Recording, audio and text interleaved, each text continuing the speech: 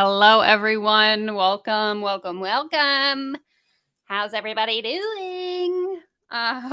Okay.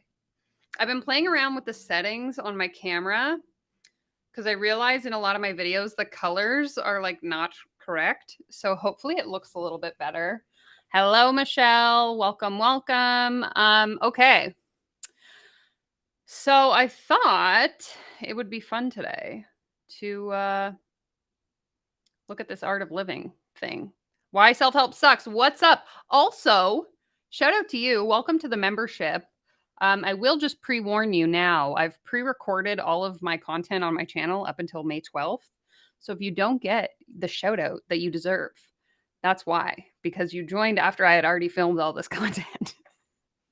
So shout out to my channel VIPs. Lisa Loading, Why Self-Help Sucks, Pablo Eater. We're up to 7 members now, which is really exciting. And if you haven't had a chance to watch the trailer for my membership, at least watch that. I'm not asking everyone to join the membership, but I do want you to watch the video. It's free and it's pretty hilarious if I do say so myself. Hello, rainy day, ready to sip tea. Amazing. The sun has decided to come out here, which it wasn't supposed to. So if my footage gets like super like blown out, that's what's going on. Hi, Shadow. Hi, Jenny Rose. Happy you were able to make the stream as well. Hello, Melissa, Natasha. Okay. So if you're not familiar, today we're going to be talking about the Art of Living, which was a free live event that was hosted yesterday. And it turns out it was actually just a ploy by Tony Robbins, Marie Forleo, etc., to get people to join, their paid coaching program. Shocker, surprise. Didn't see that coming. Now, I will warn you, the video itself is 6 hours long, and I don't know what everyone else has planned for today, but I certainly don't have that much time to sit through all of it. So we might bounce around a little bit. We might have to do this in 2 parts. It's kind of to be determined. But I've already skipped through the first 54 minutes because it was just a countdown timer. And then we'll kind of go from there. I haven't watched any of this. I know Kia's World is going to be covering it later today as well. So I believe she's starting her stream in about 3 hours. So be sure to check that out if you do have the time.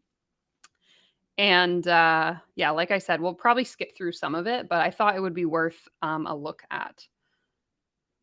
Just getting caught up on the comments here. What province? I'm in British Columbia. I'm located downtown Vancouver. I moved here from Ontario, though, last year. So I would say it's like 12 degrees Celsius outside. And again, the sun came out. It was supposed to rain all day, so we appreciate it. Some folks have spring rain. We have spring blizzards. Oh, no, Melissa. That sounds awful. Okay.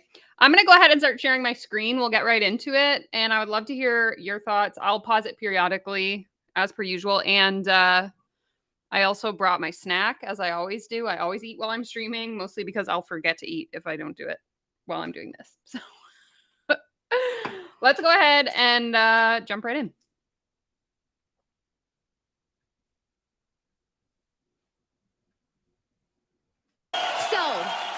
I've got a couple housekeeping items to help support you having the most incredible virtual event you can possibly have. Number one, as you can see, we are in an interactive virtual studio. This is your very first time tuning in to an interactive training event of this capacity. I want you to throw in the chat box first time. You know, what's different about today, it's not just like watching a Matthew McConaughey movie, kicking back with some popcorn. This is actually deeply interactive. So if you're a VIP, give me a wave right now. You're actually on a Zoom call with Matthew McConaughey today. How nuts is that? She talks way too fast to do this at 1.25.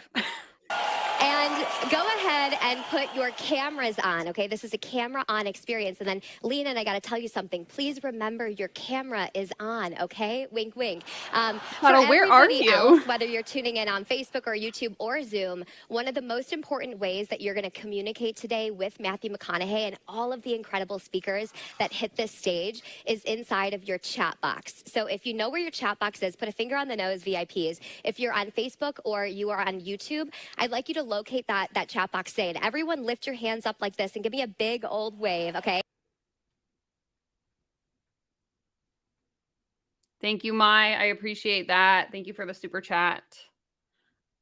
Why self-help sucks. Can you imagine being on a screen that big in the back? My pores can't, I know. Oh, this is so bad. Yeah. Okay. Let's continue. Okay, lay your hands on the keyboard and then leave them there today, because that's how you're going to interact and pitch and catch and hang out with Matthew McConaughey and all of our other speakers. They actually want to hear from you. They want to connect with you. They want you to share your interpretation of today and connect with other people, create community, and get the most out of this event. So, okay, I know I keep pausing, but this just in itself really irritates me because they're trying to lead people to believe that Matthew McConaughey, Tony Robbins, Dean Graziosi, etc., are all going to be able to like literally read and respond to all your comments. There are thousands of people watching this. There is literally no way. First of all, they probably don't give a shit. Second of all, there's literally no way they could respond to everyone. So it really, I just wanted to put that out right at the beginning that it's really irritating that they're selling it as like a, you get to exclusively chat with Matthew McConaughey. No, you don't. let's do a test run on YouTube, on Facebook, on Zoom right now. I want you to type in the chat box, all right, all right, all right. We should see all these chats rolling, and they should never stop rolling the entire day today. Let's really create some beautiful energy, okay? Our second tip for you in this beautiful virtual studio, this experience, is dedicate the time. Matthew, the team have planned out literally every single detail of this day, all the way to the very last second. So how many of you are committed to staying all the way until the end today, not missing a minute of this beautiful action? Okay, is it a laugh track or is there a live studio audience? I actually don't know. I always like to say to miss a minute is to miss way too much, but plus we have some amazing speakers. You're going to hear from people like Dean Graziosi, Marie Forleo, Trent Shelton, and we even have the incredible and the amazing That's Mr. my Tony point. Robbins joining us at the end of the day today. Okay, I'm going to skip ahead a bit. She's kind of boring and I don't really care. So, oh, here's Dean Graziosi. Let's get into it. Matthew, together, they've been working for months to bring this project to life. And today, I'm so excited you finally get to experience the magic that is the art of living. Are you ready, my friends? Please help me. Put a one in the chat if you're ready. Oh my God. It's Dean Graziosi. I can't believe it.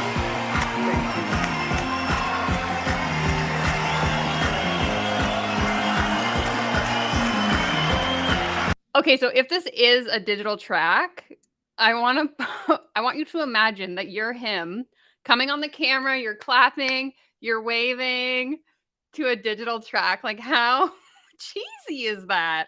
Hey guys, hey everybody. Now don't worry, McConaughey will be on in just a few minutes. I just want to jump in. Exactly. For those I'm meeting for the first time, hello.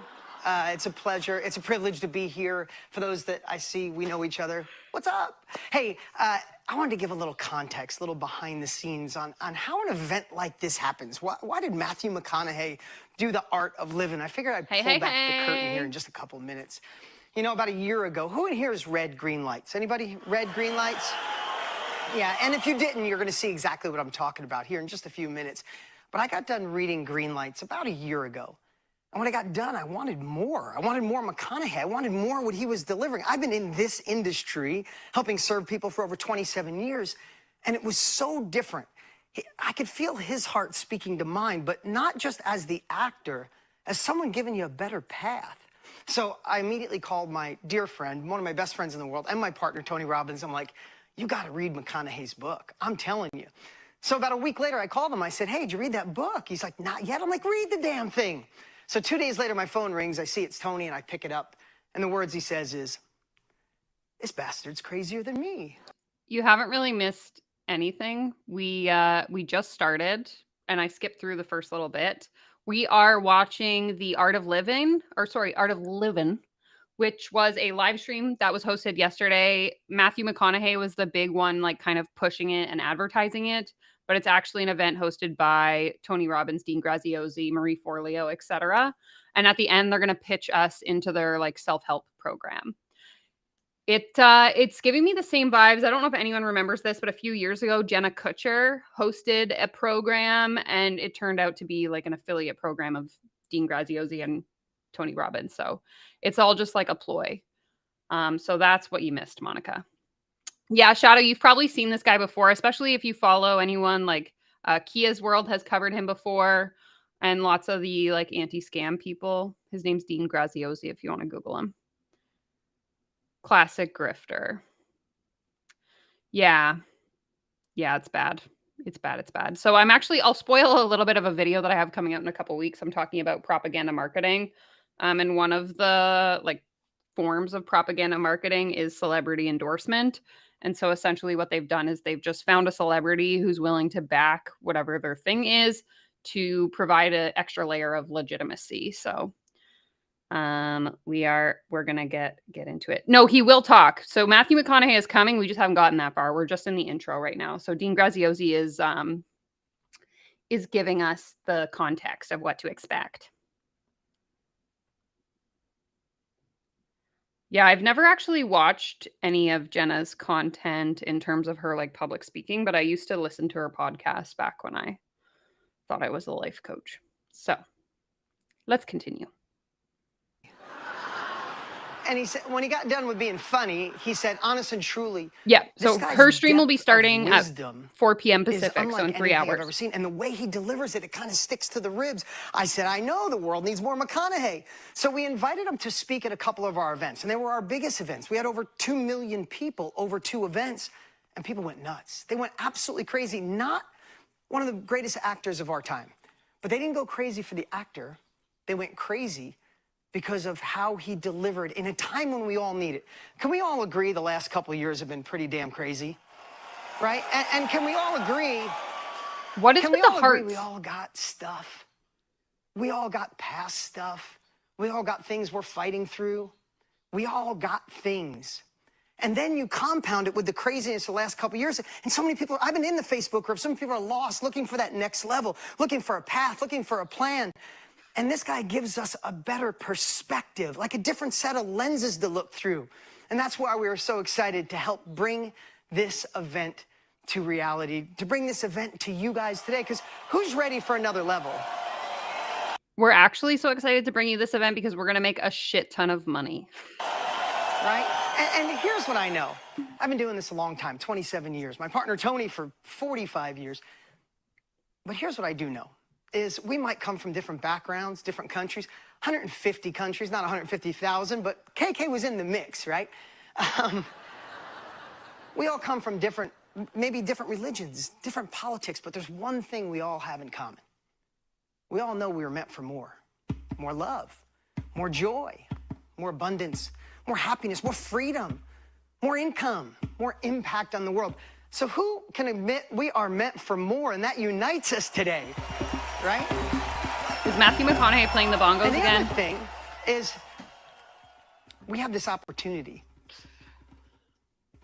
to look into a better future for ourselves. And the reason I believe McConaughey is so good, the guy's been journaling for over 30 years. So when you journal, you get to see patterns.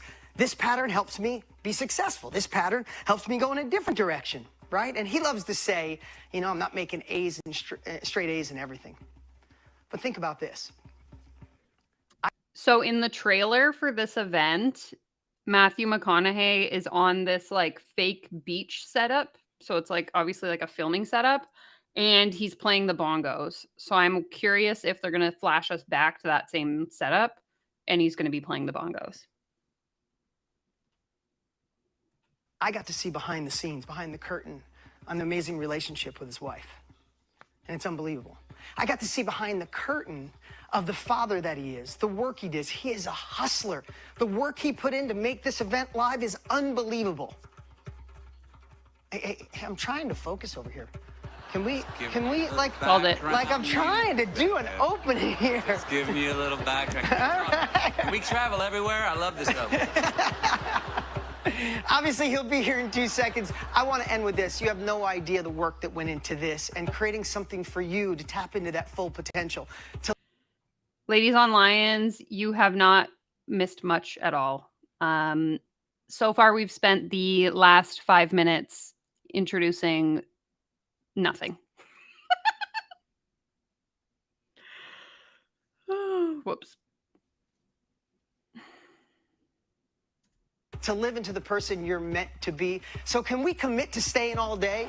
Can we commit to going all in? Can you put it in the chat? I commit, or I'm yes, all Lynn, in, it's McConaughey. this. Well, great. Without further ado, Mr. McConaughey. He's been promoting this event. What is with the stars? Fireworks.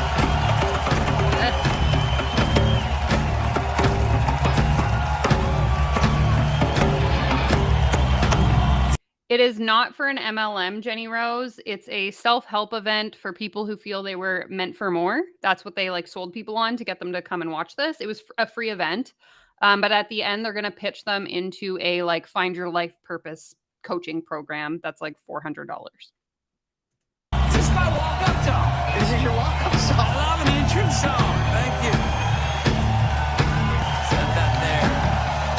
Hey. Hey, bud. Thanks. Have fun. Thank you.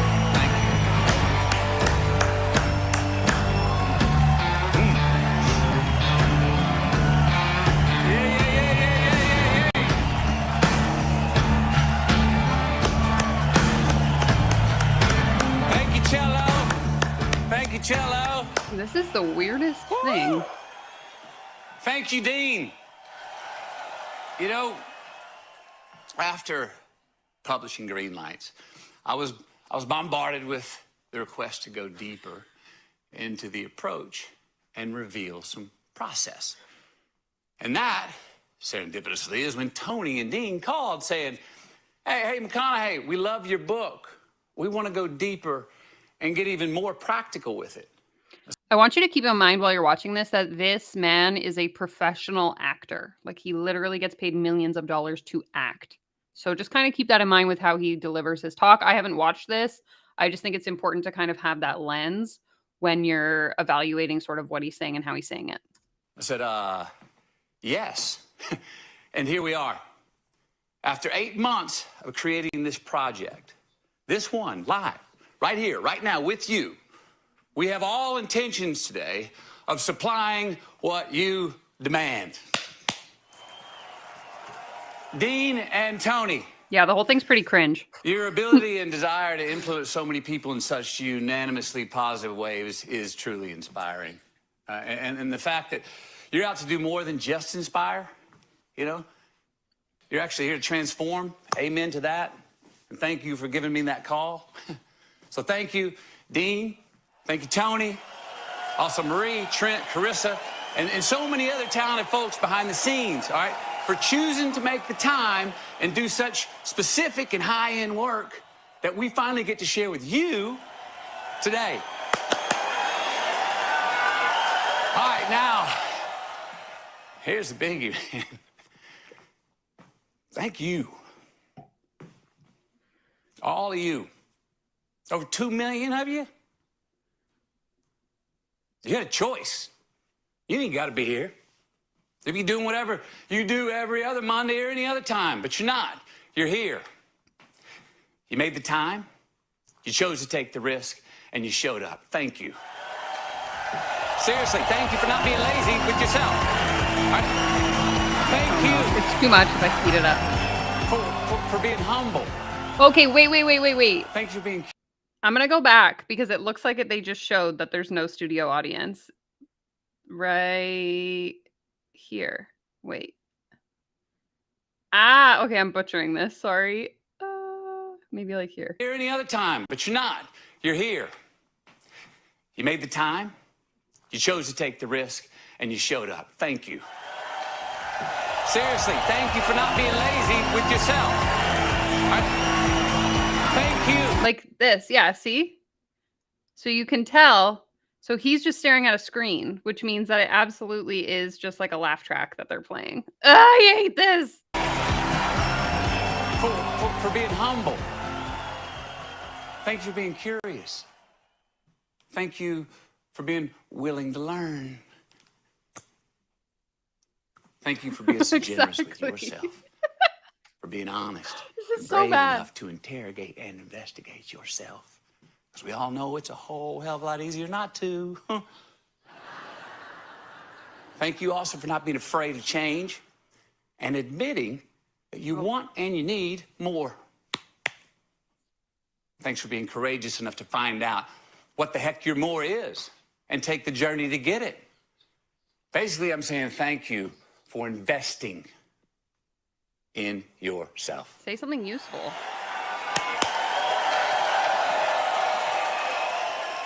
Basically, So- I'm saying nothing. What am I doing here? What are you doing here? You, me, us, together right now. Now, I think we're all trying to figure out the riddle. You know, put some rhyme to the reason. Melissa, I think it's for dramatic effect, but it's kind of just making me nauseous. And answer the bigger existential question of what the hell are we doing here in this life that we're living? In this life that sometimes we feel like we're not living at all. And I get it. I get it, man. We live in such uncertain times. We are constantly searching for answers, constantly searching for our sanity even. We're just looking for some solid ground to step on. And it's damn hard to find. Quite possibly. We're not quite sure how to move forward, much less where we'd be going when we do. Yes, the future. It's foggy. Okay, if you're just jumping on, hi, Christina. We are watching the Art of Livin, which was a self-help event that was hosted yesterday by Matthew McConaughey, Tony Robbins, Dean Graziosi, and a handful of other self-help influencers. And at the end of this 6-hour video, they're going to pitch us their self-help program. So obviously, I'm not going to subject you all to the full 6 hours. But I thought we could just watch a little bit and then maybe skip ahead and watch some of the other speakers as well. And it seems like on this highway called Also, DC, if you want to hop in here, you know where to go. life, everybody's got their hazard lights on. We're asking the question, is this all there is? Is this just how it's got to be? We don't know who to trust. We don't know what to believe in. So what do? We find ourselves. Yeah, so this is actually, sorry, I keep pausing. This is actually another really good point to make. If you're not familiar, look up large group awareness training. But one of the tactics in a large group awareness training is to make people exhausted. And so the reason why this event is 6 hours long is so that people will be so tired by the end of it that they feel like they owe the people who put it together something, and they're more likely to sign up for the program. Just a little psychology hack for you. Find ourselves chasing every single fad that the world tells us we should chase. And none of them seem to get us where we want to go. No, they just have us going in circles. Revolving, Yeah, it's 6 hours. Getting dizzy instead of evolving. And you know what the I'm sorry and congratulations at the same time fact of our situation is? No one's come to save us. That's the first thing we got to admit. What is with the laugh? No, that genie in a bottle is still just a genie. Exactly, Lynn. That lottery ticket probably ain't going to hit the jackpot. And those goals and dreams that we have ain't going to reach themselves on their own. And that's why right now is the time to adapt, to evolve, to take inventory. Yeah, I don't really know what That's it's why saying, right to be honest. now is the time to renegotiate who we are, how we treat each other. That's why right now is the time to re-engineer how we can get to where we want and need to go. That's why right now is the time to restore. Yeah, What's okay, I'm worth going to skip keeping ahead a from our bit. He's kind of past. annoying. He's still going for a good, oh my God, when does it end? Okay, let's go. Oh, let's change scenes and see if he changes subjects. Name, claim, and declare. Yes, it is time for you to admit why you are here. Now, I know already that arrogant self-judgment is probably starting to I'm not sneak surprised. in on some of you. But hey, kick it out. Again, this is a free speech zone, and there is no gavel in this court today. Speak, think, and write freely. Raise your hand and say, yes, I. Because today we are both guilty and approved at Why is he acting like he's giving a sermon? the same time. Name it, claim it, and declare it. Write it down. Put it in the chat. Why are you here? All right, put in the chat. Why are you here right now? Why are you here?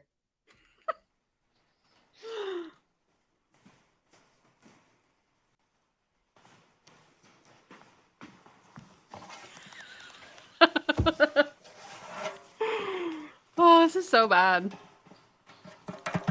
Oh God, not There we the go. bongo. Coming into the chat. Thank you. Keep them coming, baby. Woo! Me. Why am I here? I'm here because Yep. I admit that I'm still not living up to the man that I want and need to be. I admit Relatability. that I know that I'm not yet the person that I got the capacity to be. He's trying to touch on points that people will relate to. I admit that sometimes I don't believe in myself enough. And I admit that I still have a whole lot more to learn and that I need more courage to be more honest with myself. You I take also admit that I'm here because I am not making straight A's and everything that I'm preaching about. All right? And stuff that I've already learned, I'm still not living up to. But I'm going to keep working on it. Again, That's why he's I'm an here. actor. Let's keep that in mind. So your turn. Why are you here? Again, no judgment, no shame or blame. Just admit it. Can you admit maybe something that you've been lying to yourself about? Okay, here's an interesting thing that just kind of popped into my head. So, most of you probably know by now, I have quite a following over on TikTok, and I do sponsored content for brands sometimes, brands that I legitimately use. Anyway, whenever I do a brand deal, I have to disclose that I got paid for that brand, right? So I have to put like hashtag ad, hashtag sponsored, something like that. When it's a circumstance like this, like that's in order to be FTC compliant. I'm not in the States, but if I was, it would be to be FTC compliant. Now, let's just say that he is getting paid to do this endorsement. There's no disclosure that he's financially benefiting from being in the spotlight and being the one that's like the face of this program. And so to me, that's like very, very icky. And just something I guess kind of to keep in mind, because I think Lisa made a really good point there. Can you admit where maybe you're coming up short? Can you admit where maybe you need to improve your aim? Can you admit what maybe you need to double down on in your life to have more? I definitely think he's getting paid for this. Can you admit to what maybe you need less of in your life to have more? Why are you here? Admit it. Write it down. I definitely Put it in the think chat. he's Get it getting out. paid. I don't think the chat is fake. I actually clicked on this yesterday when it was going on because it came up on my like YouTube homepage, and like the live chat on YouTube was moving really quickly. Like I genuinely think, and I think there was like 300,000 people watching at the point when I came on. So like I think the chat is real, but it's very unfortunate.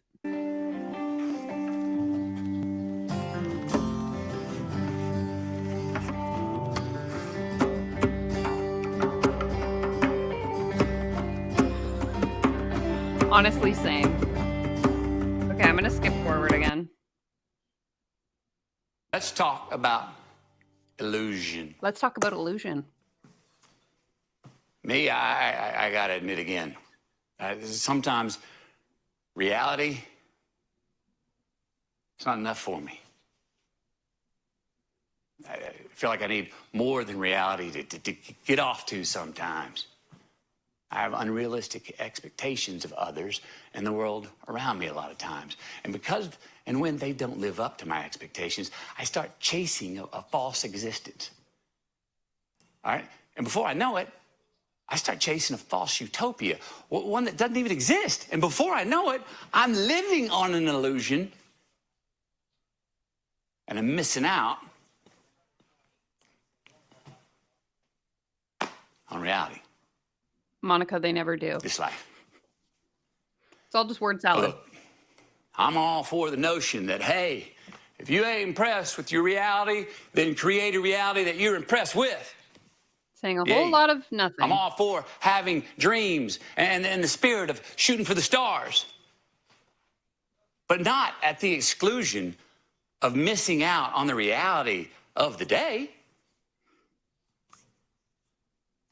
How about you? Are you still looking for a perfect mate or a partner that you think is going to fix all your problems, but you hadn't really done the work to fix your own? Illusion. Is your self-worth maybe based on how many likes you got on your Instagram from strangers who you don't even know? Illusion. You want a best-selling book. I definitely think they're targeting people that don't like the reality. All of these grifts target vulnerable people that aren't happy with the current circumstances that they find themselves in my opinion. But you hadn't even written first word yet. Illusion. You want to solve world hunger, but you haven't fed one person yet. Illusion. You want the $1 million business, but you won't quit the 9-to-5 job that you hate to make it happen. Illusion. Or you want the $1 million business, but won't take that 9-to-5 job that you need as the first step to get there. Also, illusion. So let's admit it. Let's admit where we maybe don't have appropriate expectations on a day-to-day basis of the world and of ourselves. Let's admit that maybe we're missing out on the truths, the beauties, and the tools of the day that are right in front of us. And let's admit that those very truths, beauties, and tools, those are what we are going to need to build that rocket ship to get us to those stars that we're shooting for. What is he even the ones saying? We're trying to reach. That is not an illusion. That is reality. Admit it.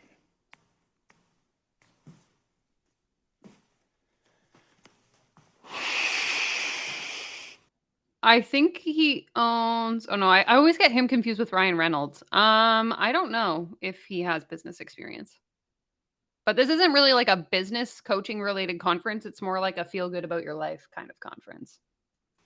Number 3. False sense of identity. Are you only hanging out with people that never challenge you, that always agree with you, your beliefs, your politics? You know, the enablers. Those people who make you feel safe, but maybe keep you small. Speaking of politics, can we just admit how often we say to ourselves, I don't need to be self-reliant and make up my own mind if the people I agree with are in power. Because, hey, they're going to take care of me and my kind. Well, what happens when we do that?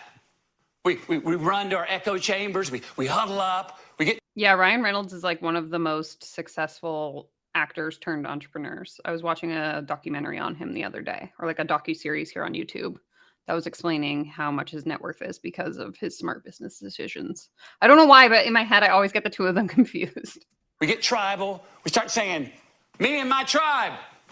We don't really know what we're about or what we're for. We just know that we're against whatever they're for. Come on.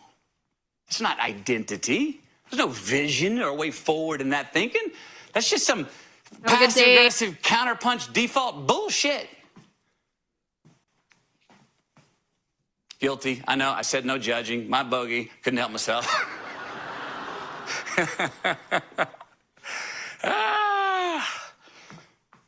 At the same time, let's also admit, it's hard to be open to other perspectives and opinions that may not be just like our own.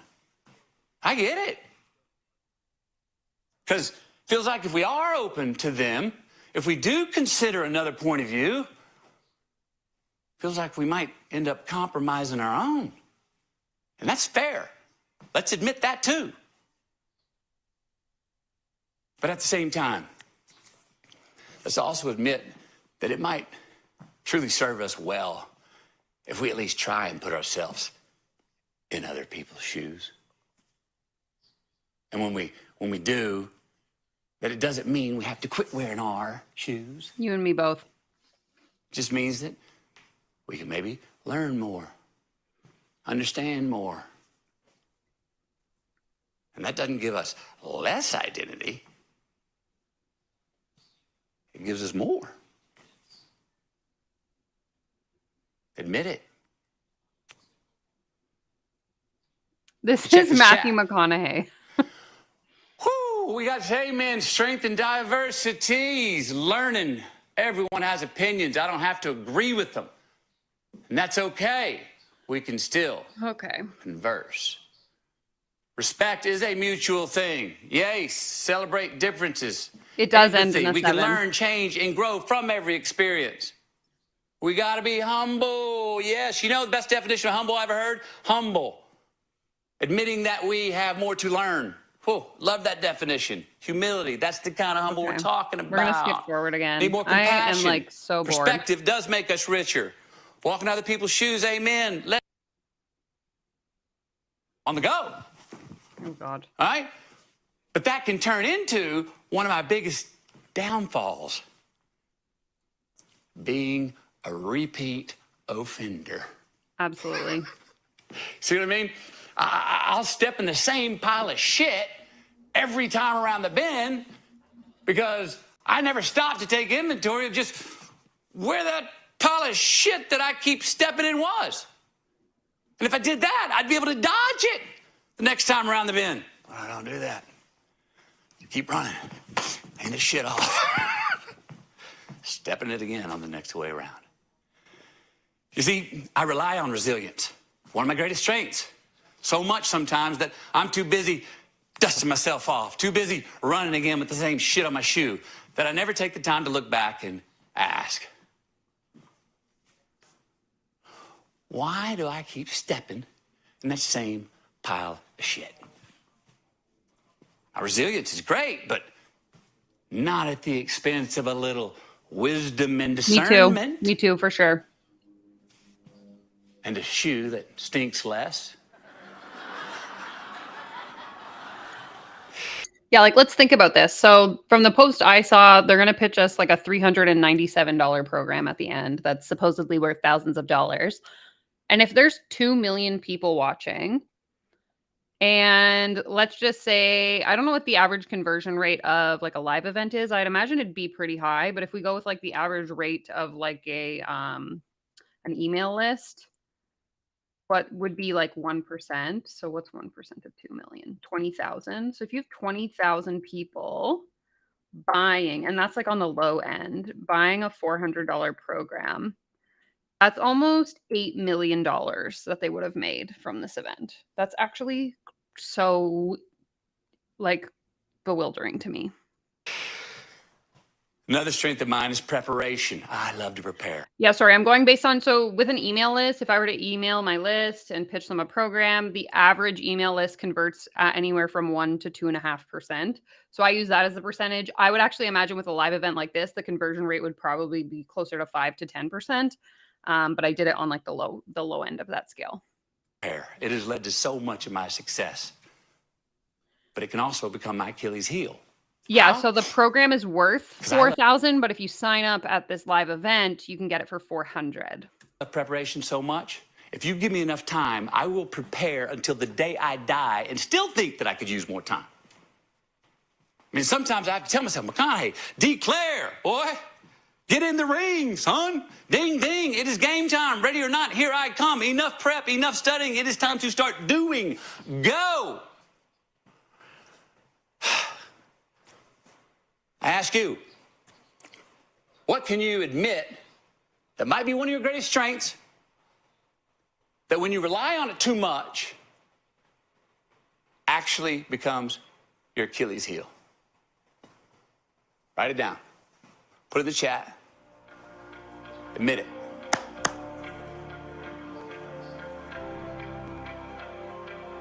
Procrastination. Man,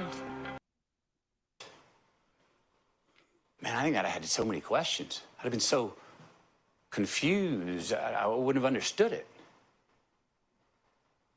So I asked myself, do I blame my dad now? Can you say exploitation? For not telling me the truth? Tell me that white lie then? The answer is no. Because he did it for my preservation. He thought it was best for me not to know. I gotta say, I think he was right. And besides, they got remarried for the third and final time anyway. It's a true story. Look, what I'm saying is... Yes, Avery, this event was 6 hours. That's why I keep skipping around, because we're not going to watch it for 6 hours. And it absolutely feels like a televangelist. I was saying earlier that he's giving me preacher vibes. And that's why it's really important to remember that he's an actor. By like, his profession is to be an actor. And so he's very skilled at, putting on a show and presenting himself in a particular way. And so to me, this whole thing is not only very cringe, but very, very fake, because he's just doing what he's skilled at, in my opinion. Exactly. I think that's a really good point too, because I did read through some of the comments yesterday when I had clicked on the event, and a lot of them were saying like, I wish I had the opportunity to speak to you one-on-one, or I wish I could get like more, not intimate, but like have a closer connection to you. I have a question I want to ask you. Like multiple people were saying stuff like that. And I think that I don't know how they pitch the program, again, we'll get into that in a bit, but to me, I'm going to assume that they're going to kind of sell it on that. Like, this is your chance to get connected to me, to Tony Robbins, to Dean Graziosi, and people will really buy into that. White lies sometimes are necessary to tell. But what we got to watch is the slippery slope of letting the little white lies become the bigger lies. You know what I mean? Too many big lies. We don't know our own truth from our own fiction. And before we know it, we look around and we're living a lie. We find ourselves lying for a short-term convenience, but we do it so often, the lies, they start to accrue. And instead of the lies creating convenience, they end up not being convenient at all. They actually end up causing us stress from, one, trying to remember who we told what and when, and two, we find ourselves in between the rock and a hard place of trying to lie our way into defending lies that we already told in the past. We all been there. Those lies, they leave crumbs in our past. Crumbs that we are eventually going to have to sweep up.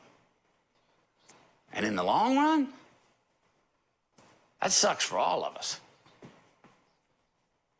So I ask you, any white lies you've been telling that maybe you've been letting slip into some bigger lies? Ones that you might be telling others, or ones that you might be telling yourself? Guilty? Admit it. What do we got over here, chat? Oh, man. He speaks for a full hour. Okay. Jumpy, jump, jump. Oh, that looks good. See that overnight tidal wave of applause and affluent. He's literally not saying anything. Had understandably thrown me off balance. Ironically, my confidence was very fickle. Why? Because I was confused, man. I had a hell of a lot more questions than I did answers. Certain? I was not. You see, I didn't feel like I had earned the sudden success, the attention, the affection, the overnight fame. I'm very sorry if any of you wanted to watch this all the way through, but I can't. So I have to keep skipping ahead because exactly, he's talking so much and saying so little, and my brain can't even concentrate on what he is saying because it's just like he's not saying anything. Exactly. Kirsten said it so right. It reminds me of someone who's drunk and just rambling. That's exactly it. So hopefully you guys are okay with me kind of skipping around because I can't handle this. And I started to feel guilty about it. Why me? Geez, do I deserve this? What's real? What's not real? So I did what in hindsight I now know was a very smart thing. I got the hell out of Dodge. Whoop. I left Hollywood and I went to a monastery in New Mexico whose invitation was, if you can make the 13-mile hike down the washed-out dirt road off Highway 11 to get here, pull the rope, ring the bell, and we'll find you a place to sleep. So I had a friend drop me off on the side of that highway. I made the 13-mile pilgrimage. I pulled the rope, rang the bell, and a monk named Brother Aldrew answered the door. He welcomed me in. He said, "Why do you come here, brother?" I said, "Brother, I got a lot of things on my mind, man. I need to talk to somebody. I need to confess." He listened to me and then said, "Brother, I know just the right person for you to talk to. His name is Brother Christian. He'll meet you in the morning at sunrise." Amy, I'm actually wondering if Tony Robbins or Tony Robbins' team made a script for him and he's just reading the script. Just because his delivery is so like pastoral, like I am a preacher giving you this sermon. And so it's like, I'm actually curious if he didn't write it himself. That next morning, Brother Christian met me at sunrise. He said, "Do you want to go for a walk, brother?" So we did. Now on this walk, Yeah, I'm confused. I began to purge. I confessed where and what I felt were sins of my mind, sins of my flesh, sins of my deeds. Newfound indulgences that were making me feel gross. Some of them make me feel like I just hadn't really earned them or deserved them. That would make too much sense, Melissa. Or maybe I didn't even want them. I went on and on and on with my confession.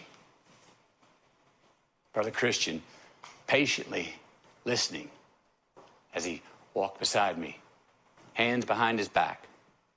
Never saying a word. He never said one word. 4.5 hours later, me purging, confessing, him not saying a word, we circled back to the chapel where we sat on a bench. Me, I'm sitting there and tears are running down my face, and I got snot running out of my nose, and I'm sitting there coming out of this purge, and I finally wrap up my 4.5-hour confessional rap sheet. Brother Christian has still not said one word. But now I'm finally done. Heads down, I'm wiping tears from my eyes, and I'm awaiting his judgment. He says nothing. 20 seconds go by. He says nothing. 30 seconds go by. He says nothing. A minute goes by. It's silent. Nothing. Finally, I looked up at him,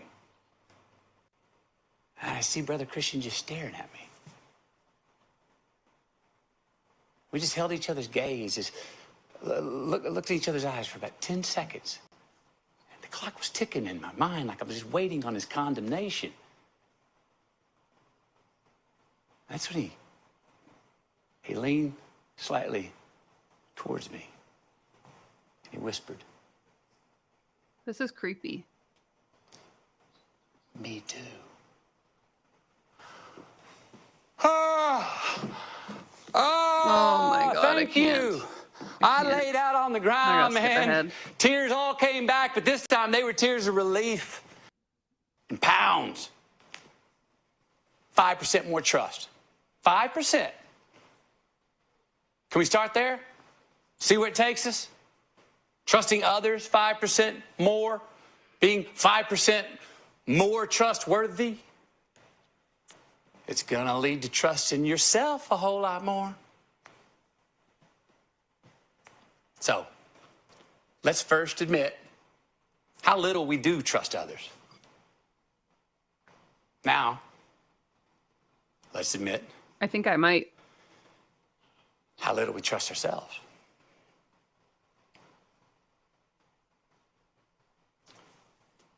Can you admit that you do have the courage to trust 5% more than you do? Admit it. Admit it. Oh, trust in each other. Stop with the bongo. My intuition, trusting my gut. Okay, those are coming in. I'm not going to get to all of them right now. They're there. You're not going to get to all of them at all. Admit something with you and have you admit this. Doesn't it feel pretty good to come clean? You know, look, we bury all this shit in the corner of our yard, all that stuff we didn't want in our house, the stuff we put on the porch and then ran out of space, so we put it in the shed. And then when the shed got full, we put it in the back corner of the yard, you know, so we wouldn't have to deal with it. But now all those piles of shit we put in the corner of our yard, it's starting to encroach on us, you know? That pile keeps growing until it smothers the shed. Then it gets on our porch. Then it's in our living room. Then it's in our kitchen. And before we know it, we are stepping over shit just to get in bed. Yeah, we're running out of real estate. And soon enough, oh shit, there's shit on the pillow. So we flip the pillow over. Oh shit, there's shit on the other side of the pillow. We gotta come clean, folks. Let's admit what we've been hiding. What's that thing that started small, that we just innocently put in the closet of our conscience, that now is starting to creep? We need starting DC. to creep. Where's the kazoo? Like the weeds that are now starting to trespass on our day-to-day real estate. What's that shit that now might just be under our pillow? Let's admit it. All right. So I've asked you to admit a whole lot of things today. Thank you for playing along and interrogating yourself. Thank you for not judging yourself and just good old admitting. And hell, if anything, can we all just have a good old giggle at ourselves for being human? Remember, guilty and approved at the outset. I think we've all earned a heartfelt laugh at the fact that we may not be as evolved as a species as we like to think we are. Welcome, Chelsea. We are watching The Art of Livin, which was a live stream that happened yesterday here on YouTube and apparently on Zoom. It was fronted by Matthew McConaughey, actually hosted by Tony Robbins, Dean Graziosi, and their posse. And essentially, it is a 6-hour-long sales pitch for their new coaching program. So we've been skipping around watching Matthew McConaughey. I think Marie Forleo is coming up next. So buckle up. We're not going to watch all 6 hours because I don't have the capacity to do that. But we're just going to be kind of skipping around. We can take a floof break soon when one of them gets off the bed. Maybe when I open my Baby Bell cheese, Bubba will come running. Okay. Sorry, but we got to empire. She's really all about giving back and changing the world. Please welcome Marie Forleo.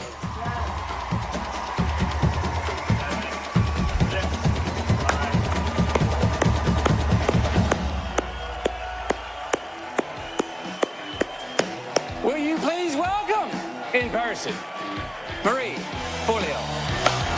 Yes.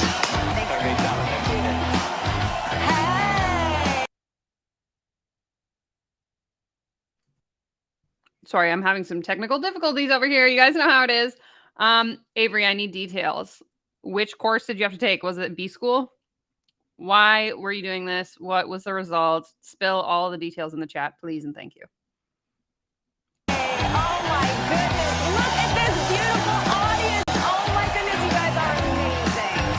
McConaughey, thank you so much. So, first of all, how awesome is Matthew? Are you guys enjoying this? And I want to let you know he's coming back so much more today. Thanks, Lynn. So let's see, we've got Elaine, we've got Kelly, we've got Mike, Omar. Oh my goodness. You guys, are we ready for some fun? Let's do this. So, I want to start with a question. How many people here have ever become a victim of your own success? Like, you worked so hard to achieve something or become something or build something, and then it finally happened, right? You got that relationship, you got that career, you got that business, you got that family. And then all of a sudden, you hit a wall. Either you ran out of gas, right? You got exhausted. Or maybe you got stressed. Or you lost your passion. Or you got bored. Or maybe your soul started nudging you from the inside and saying, hey, you know this thing that you wanted for so long, this thing that you worked so hard for? Actually, you're meant to go in a whole different direction. And then in that transition, right, in that realization, you started feeling totally lost, unsure of yourself, and you started wondering, like, how the heck do I figure out where to go from here? Definitely a skilled Anyone ever felt businesswoman. that? If you felt that, I want to let you know you are not alone. Now look, if you also identify as a creative, right, as a dreamer, as a go-getter, if you're that person that people always come to for ideas and for support, if you're that invisible strength and that stability that other people rely on, and right now, if you know in your heart that there's a bigger future for you, if you know that you are meant for more, I got to tell you, this is especially important, what we're going to dig into right now, because sometimes it's just harder for people like us. So what we're going to peel into is really that first and most critical step on the path to more, right? So as Matthew was just talking about, it's about having that courage to admit to yourself what is not working in your life. It's having the bravery to recognize that, you know what, maybe it's time to slow down, to hit pause, maybe even come to a full stop, so that we can face a truth that either consciously or unconsciously, man, you've been blowing past some warning signals for a while. And maybe that's the very reason that you're here today. Now, here's something that I've learned about admitting the truth to yourself about yourself. So look, it is rarely easy. It's often kind of uncomfortable, right? Most of the time, it is massively friggin' inconvenient, but here's the deal. This is an important piece to touch on. So the comment says they are never fulfilled. I think that in this industry as a whole, there's sort of this ongoing narrative that you continuously need to be striving for more. And so once you've achieved, you know, goal X, you have to start working towards goal Y. And then once you achieve goal Y, you got to work towards goal Z, and so on and so on and so on. Like the marker always keeps moving. It's very, very toxic. It always sets us free. Now, look, I don't know about you, but freedom, right? That is my #1 highest value in life. And I have a suspicion that since you're here at this beautiful event called the Art of Livin, that freedom is probably one of your top values too.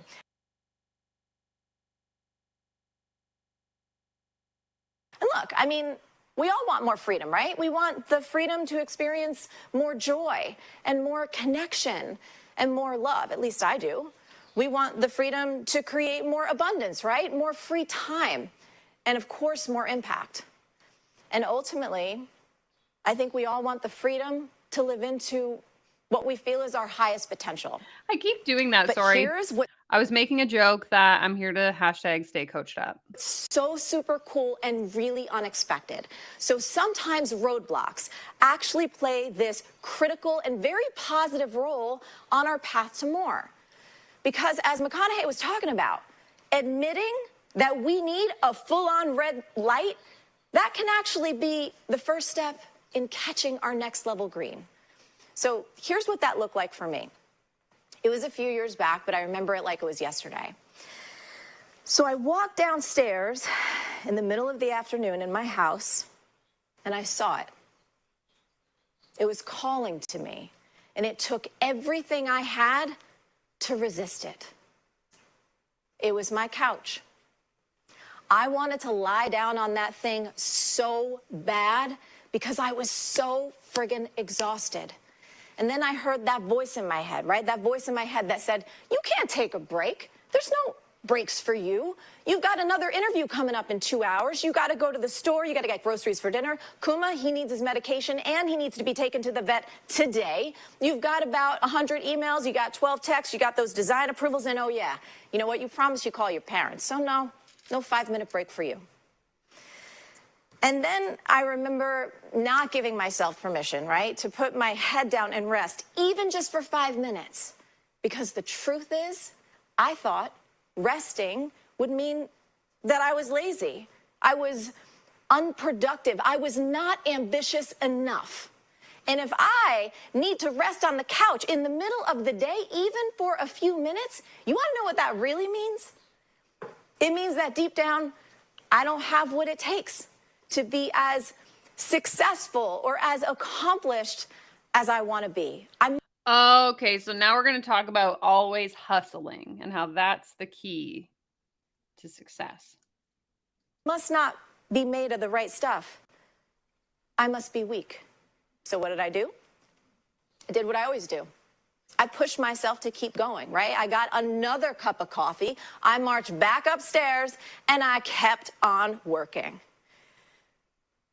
Because pushing and pushing myself and punishing myself, that's got to be the secret to success, right? I mean, I've been doing it my whole life. Look how far it's gotten me. I can't stop now. And like so many of you, I got all kinds of people depending on me. It's all on my shoulders. And if I stop or slow down even for a minute, everything I worked so hard for my whole life is probably going to fall apart. Now look, I wish, honestly, that I could tell you that that was an isolated incident. It was not. It was as though no matter how hard I worked, no matter how many hours I put in, I felt like it was never enough, to the point where, and this was so scary, I actually started waking up. And one of the very first thoughts I had when my eyes opened in the morning was a version of this. I can't do this anymore. I want to run away from my life. I wish I could just disappear for a while and not exist. And look, I'm going to be honest. I was doing all the things that we all know that we should do, right? So I was eating pretty healthy and clean. I was meditating. I was journaling, praying, working out, getting enough sleep, you name it. And as somebody who has an ADHD brain, those things, man, they're usually lifesavers for me. But none of that was working. You want to know why? Because I had to admit that I felt trapped. I had to admit that I felt completely exhausted by my life. I had to admit that I was feeling such a deep level of anxiety and depression that I had never experienced before. And I had to admit that I had so much shame around that.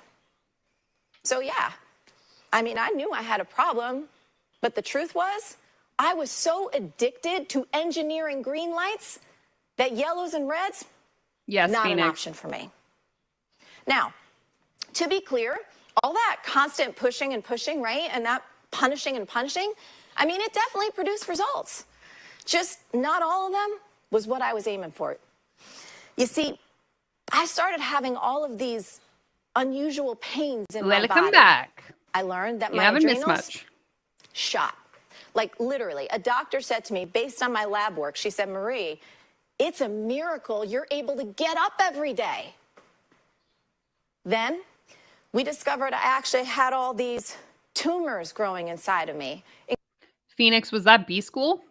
Including one the size of a grapefruit growing outside of my uterus, pushing all of my other organs out of place. Ultimately, I had to have an urgent hysterectomy to make the pain stop, to get those tumors out. You see, life gave me a big old red light because I was unwilling to give it to myself. We are bringing this back to Matthew McConaughey's new book, Green Lights. I believe what most of us don't realize is that sometimes getting on the path to more, it actually requires doing less. It requires eliminating, letting go, saying no of some of the thought patterns, the behavior patterns, the emotional patterns that, if we're being super honest, like really honest, that we've grown to rely on. Because look, we got to be real, right? Most of us, I at least know I have, we've developed some patterns that may have been useful at some point in our lives. They either helped us thrive or they helped us survive. But now, the game is that we need to admit that they've become destructive, right? We need to admit that some of our old ways right now are causing us more harm than good. Okay, she's trying so hard here to come off as relatable. But I think it's important to keep in mind that most of the people that are probably watching this don't own like multi-million dollar businesses and can't really relate to a circumstance in which they were like running their empire and got so burned out and then sick and then needed to take a break. Like, I don't really know where she's going with this because it's just like, it's missing the mark for me. And look, I believe that our souls know the truth. Our souls know that what got us here is not going to get us there.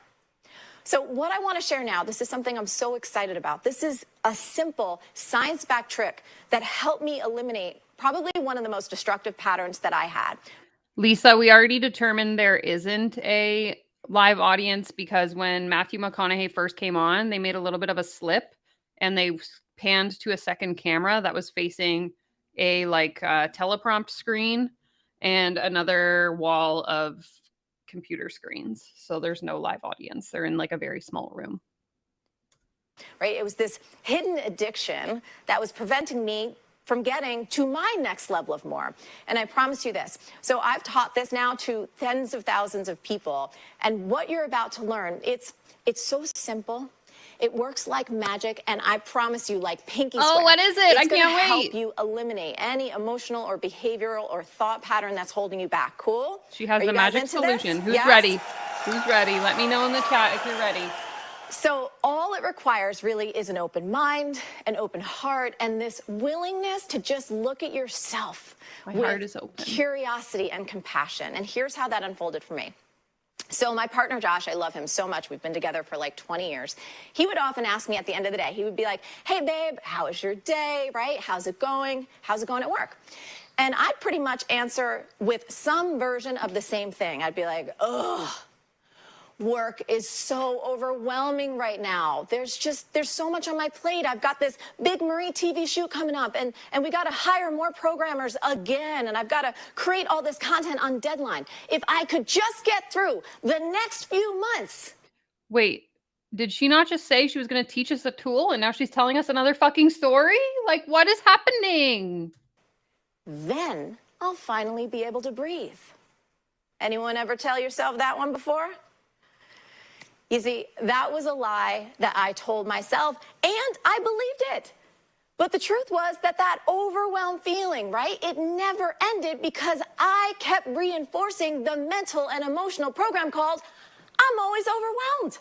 I mean, without even realizing it. It was like I was a fish in water. My internal and my external self-talk was drenched in overwhelm, overwhelm, overwhelm. Until one day, this was a very special day, I had this awakening in my kitchen. It was one of those weird, like out-of-body experiences where I somehow witnessed myself talking about how friggin' overwhelmed I was, and I finally saw how repetitive and ridiculous this pattern had become. I was like, whoa, wait a minute. Go on vacation. Marie Forleo, what are you saying right now? Like, do you hear yourself? Are you listening to yourself? This is the same sad, I'm so overwhelmed song for years. This is super stressful. This is no way to live. Like, are you finally ready, girl, to let this thing go? Dave, you missed Matthew McConaughey, but at the same time, you missed absolutely nothing at all. So don't feel bad. And in an instant, I kid you not, this magical little phrase appeared in my mental theater, right? Like, I didn't think it up. I didn't try and create it. It was a mantra that flashed in my mind, and I feel like it was a gift from the divine or from my higher self. Here it was. You ready for it? I don't do overwhelm. I don't do overwhelm. The second I heard those words, I don't do overwhelm, I gotta tell you, my shoulders relaxed. I felt this like 400-pound weight lifted off of me. It was as if a portal opened up and I was shown this whole other possibility for how to live my life. Wow. And from Can you that believe instant- it? If we're feeling overwhelmed, we can stop doing things so that we don't feel overwhelmed. That's the secret, everyone. on. I don't do overwhelm. That actually became a part of my new internal programming, right? That became my new mantra, my new affirmation. I kept saying it out loud and in my head. I was like, I don't do overwhelm. I don't do overwhelm. You know what? These are the vibes I it's don't do giving me. overwhelm. I don't touch this stuff.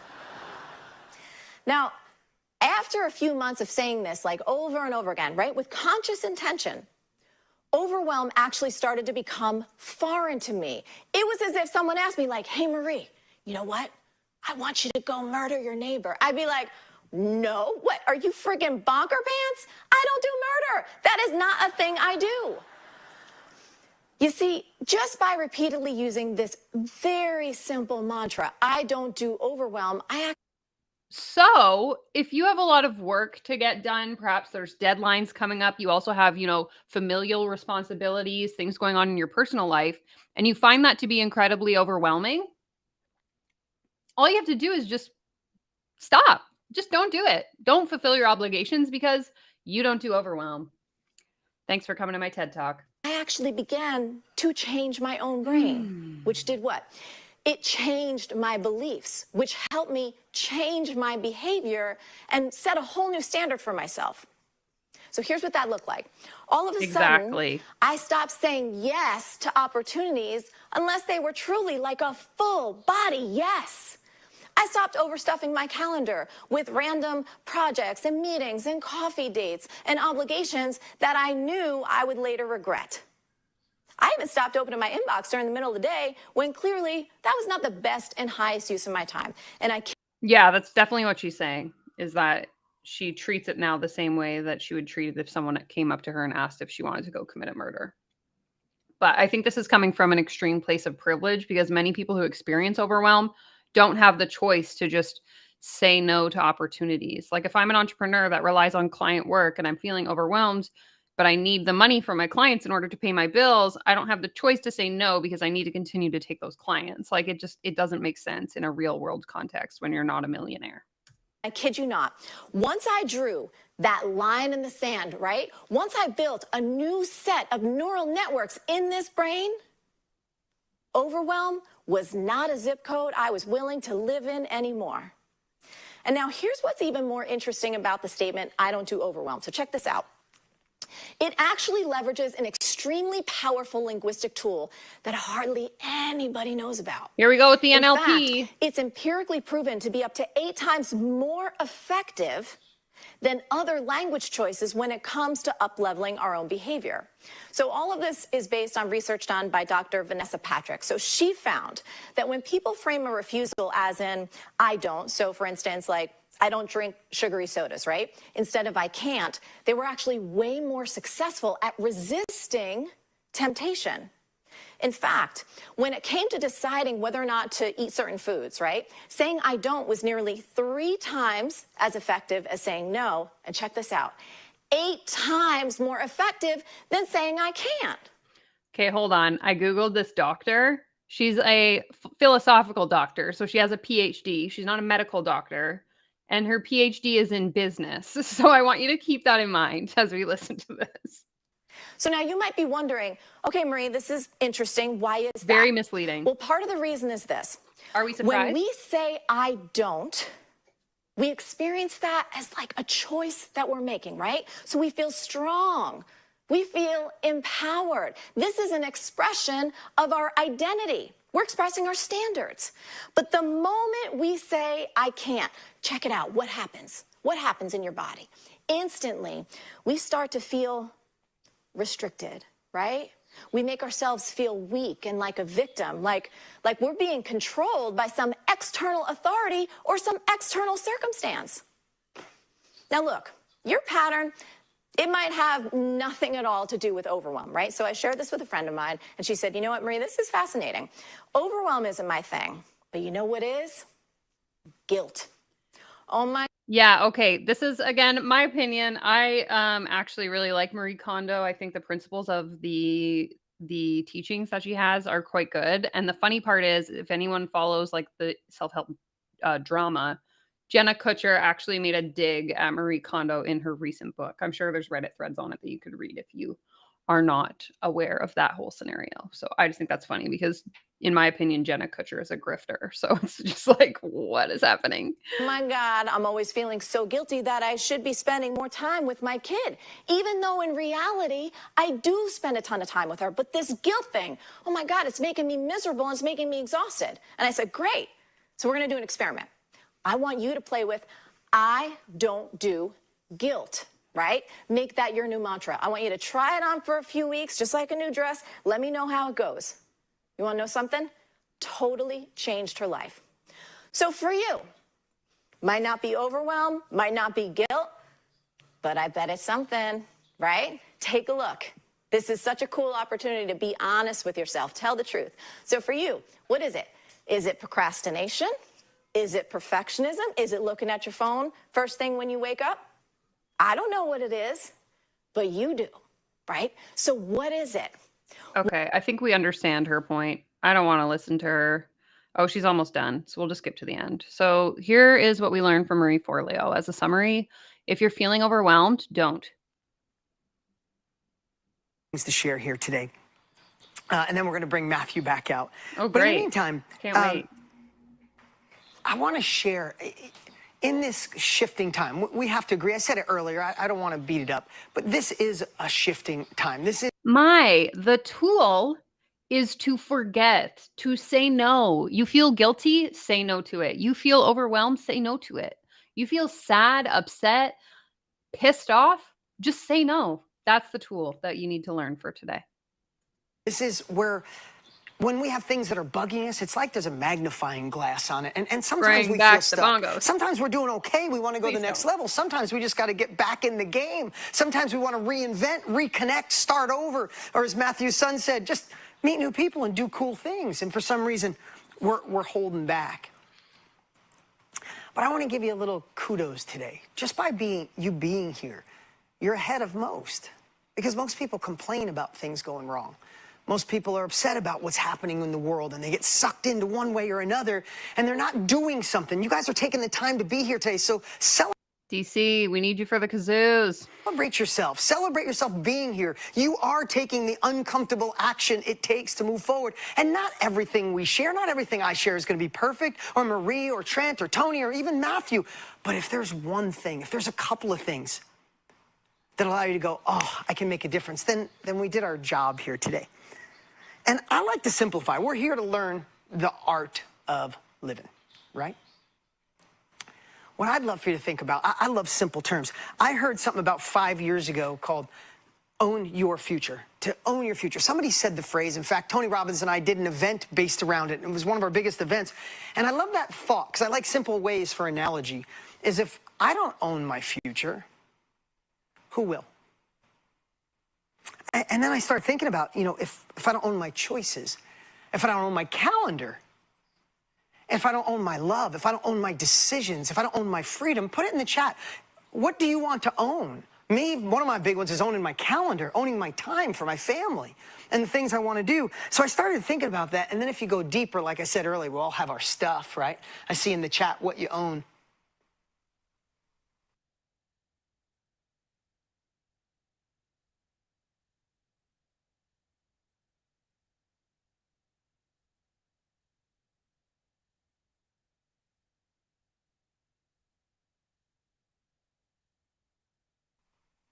For me, it's personal, and we all got that thing, and we could use it as fuel. In my life, I watched my mom and dad. When I was 3, my parents split.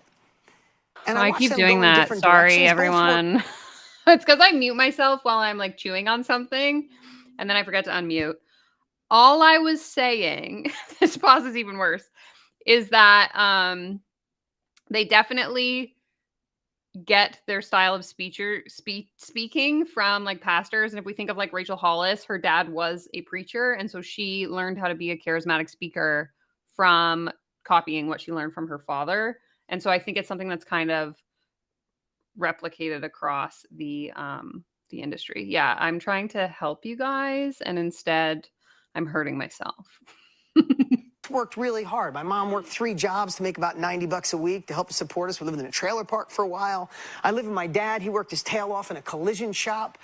And sometimes I didn't have lunch money when I went to school. Now, we all got our thing, but I realized my parents didn't own their future. All right, I'll leave They you to didn't listen to this own their garbage while I go decisions. get the cat. And that kind of builds up, right? And can build resentment, unhappiness, all those things. So it made me at a young age say, hell no. I need to do something different. I need to gain new skills, new capabilities. I love my parents more than anything, but I wanted something different. Who feels that same way? You want something different, unique. You want to make your own decisions. My heart, my life, my inspiration, my motivation, my future, right? And again, remember that in times like these, there's kind of a magnifying glass. So what I want to share with you today, and I'm going to do it in about 15 minutes, so be ready, get your pens out. Okay, I'm going to pause this while we take a little cat break. 3 jobs to earn $90 a week. Yeah. All these supposed gurus talk the same. Yep, they all have the same story too. It's like rags to riches. My life was never any good until I found self-help, and now it's amazing. If any of my members are in the chat, use the Firefox emoji. Let's see it. Firefox, we need the big screen. Okay, let me see if I can get it to focus on his face. Hey, buddy, who's that?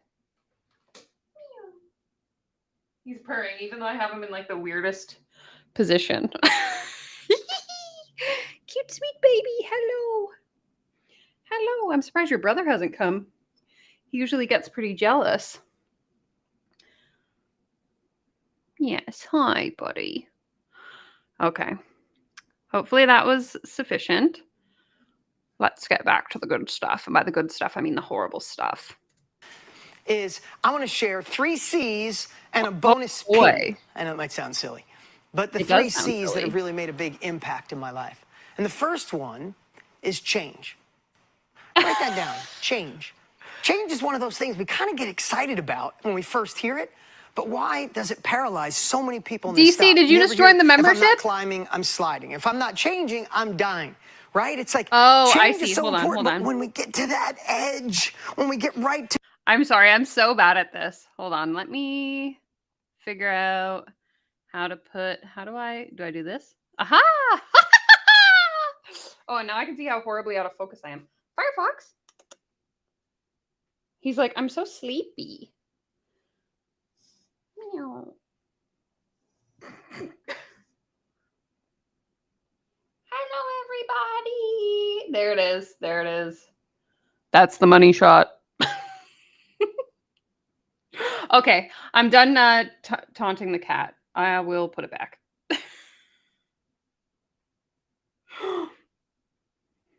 To going into that new relationship or starting over or starting the business or saying I do or saying I don't or I freaking can't, right in that moment, we get a little stuck. We love it. We love it. So think about if you ever heard of or read that book, Who Moved My Cheese? Right? It's a great book. It's a short little read. But the concept is there's 2 little people and 2 little mice the rest of your day in a maze. And they find this big pile of cheese in the maze, and they kind of get entitled. The cheese just keeps coming. They don't have to do anything. They name the cheese. They name the area. They become the governor of the cheese. One day, the cheese stops coming. Day 2, day 5, day 10, cheese just stops coming. Finally, the mice are like, I think we got to go find other cheese. And the little people are like, no, hell no. They're going to bring my cheese back. I'm entitled to this cheese. It's coming back to me. And it doesn't. It's scary for the mice. They have to go change. They have to go down a maze. And you know what? It was hard. And they found dead ends. But eventually, they found a little more cheese. and they found way more cheese than they originally had because they made that change where the little people pretty much starved. How many of us sometimes Doesn't it, had though? stuff It really going does. on, had a good relationship, someone moved the cheese, and we're like, no, no, no, I want that back to the way it was, but we're not taking the change we need to make a difference. How many of us in the last 10, 15 years, the economy's been like that? It's shifting a little. Change. We're like, no, no, no, I want it to go back to the way it was. No, we got to find a way to embrace it. But here's what I want to tell you about change. Sometimes we think a change is like a 180. We got to change everything about our lives and go in a different direction. I made up this silly analogy when I was on stage once about a farmer. Every day, imagine if a farmer gets up every day, and on the back of his tractor, he stacks up the grain, and he goes out a half a mile into the field to feed the cows. Now, if he did that every day for years, eventually, that tractor would build ruts. Kind of get on cruise control. You could start the tractor, put it on the back, and just let go of the wheel. Sometimes we've let go of the wheel of our own lives. Kind of get in a hypnotic rhythm of life, good or bad. We just do the same thing over. But let me ask you something. Could you change your whole life with a half an inch? Where it's little progress at a time. We got Tony Robbins coming up here in a little while. He always says we all overestimate what we can do in a year and underestimate what we can do with 5. Oh. Let me ask you, if the farmer just one day got up, put the grain on the tractor. The chat here doesn't tell me when someone joins the membership. Welcome. Welcome, DC. Welcome, Reed. We've now passed 8 members, so it'll show up on my channel. Your little, your avatars will show up on my channel now. So welcome, welcome, welcome to the Firefox cult. I might need to rebrand. Tractor, started it, and then just turned the wheel a half an inch. Now, in the first 100 feet, you'd see no difference. 300 feet, that tractor starts going and it bounces out of the ruts. 500 feet, 600 feet, you get a half a mile, you can't even recognize where you were. You made subtle little shifts of changes towards the person you are meant to be. We all agree that we're meant for more. If we're meant for more, we got to do something different today than we did yesterday. And though we think we are, so many times we have the dreams and the desires, but we don't. I believe Tony Robbins is coming up. We can always skip ahead to Tony Robbins if everyone would like. Don't take the uncomfortable action, but I'm telling you, you could start with a half inch. That's number 1. Second C, write this down. Courage. Courage. Courage. Courage is moving forward even when you're scared. It's not the absence of being scared or fear. It's moving forward. It's being bold. It's being brave. It's jumping out of the plane and hoping you grow wings on the way down. Oh, courage. So how do you find the courage to move forward? See, I'm going to give you a little secret. The third C is confidence. But you don't get to confidence unless you're courageous. Sorry, what was the first C? The second C is courage. The third C is confidence. I missed the first. Was the first one cheese? You don't move without it. So I want to give you a little secret, at least something that changed my life. Whenever you're about to move into that thing you want. Matthew McConaughey comes back. I don't really feel like watching that. Then what is this? Oh, this is split screen? Oh, shit. Is this where we actually get into the... This is where they start pitching it? Okay, okay. I think we need to watch that part, and then we'll skip to what else is going on. So that's actually kind of smart of them to halfway through pitch the program and then do it. Change cheese to ching. Okay. Sorry. Let me figure out where they start, like, the pitch, and then we'll skip to Tony after. Immersive. Can't even call it a course. We're calling it immersive learning. And this is what you get. Guys, could you pull this up? I'm so excited. I get the honor to share this with you because here's what I know. If you're going to get from where you are to where you want to go, that would be my dream, honestly. I've been watching her channel for years. And at this phase, all this time with him, I think McConaughey is the perfect person to go along that ride with you. Can you pull this up, guys? It's Road Trip, the highway to more. Now, here's what we know. Is in life, we need immersion. Don't we need to immerse ourselves? And said we need to discover, immerse, and change. This is so bad. We also need repetition and momentum. We got to keep it going forward. We can't just go in today and hope tomorrow changes. You go to the gym for a weekend and be in good shape for the rest of your life, right? And we also need community. Don't you love what Matthew's son said about, I don't know if you guys heard it when he was going off to camp. He said, Dad, I just want to do cool things, or do new things and meet cool people. How cool is that? That's what community and accountability is. So we took all this in mind, literally 8 months. There's no exaggeration. Oh, that's 8 awesome. months, Thank you. obsessive nights around a table to create something no one's ever done before. There it is. Road trip, immersive learning experience. Let me go through it real quick. You get 9 mile markers. Admit more. Got a little bit of taste of admit today. Who felt the admit in Matthew's first presentation like, shit, I gotta admit. Well, that's just the first part of this course. You have video nonstop in each one of these mile markers. More you, how to find your identity, be closer to you, more value. How do you trust in your value so you give more value to receive more? Yeah, and if you guys missed the memo, Kia's going to be covering the same video in about an hour and a half. So once we're done here, you can go hop over there. More choice. Get unstuck. More balance. Who needs a little more balance in their lives? More joy. More cool. So the event we are watching is free. It was a free 6-hour-long webinar that they hosted yesterday. And essentially, it's a 6-hour-long sales pitch into this road trip program that they're now telling us about. So they are walking us through what's included in this road trip, which they call an immersive experience. And then once we kind of get through this pitch part, we're going to skip ahead to the part where Tony Robbins talks. More love, more selfish. This is one of the most amazing courses. We don't call it a course. It's transcended. It's going to change the game. Transcended. And here's the cool part. He also built a 64-page immersive workbook that goes along with the course. This thing is unbelievable. The team worked with McConaughey on this night and day for months, so you can create. The team did it. He didn't do anything. I can guarantee you he didn't do anything. And let's just take a moment here and notice this little value tag right here. So they're saying that this 64-page virtual workbook is worth $100.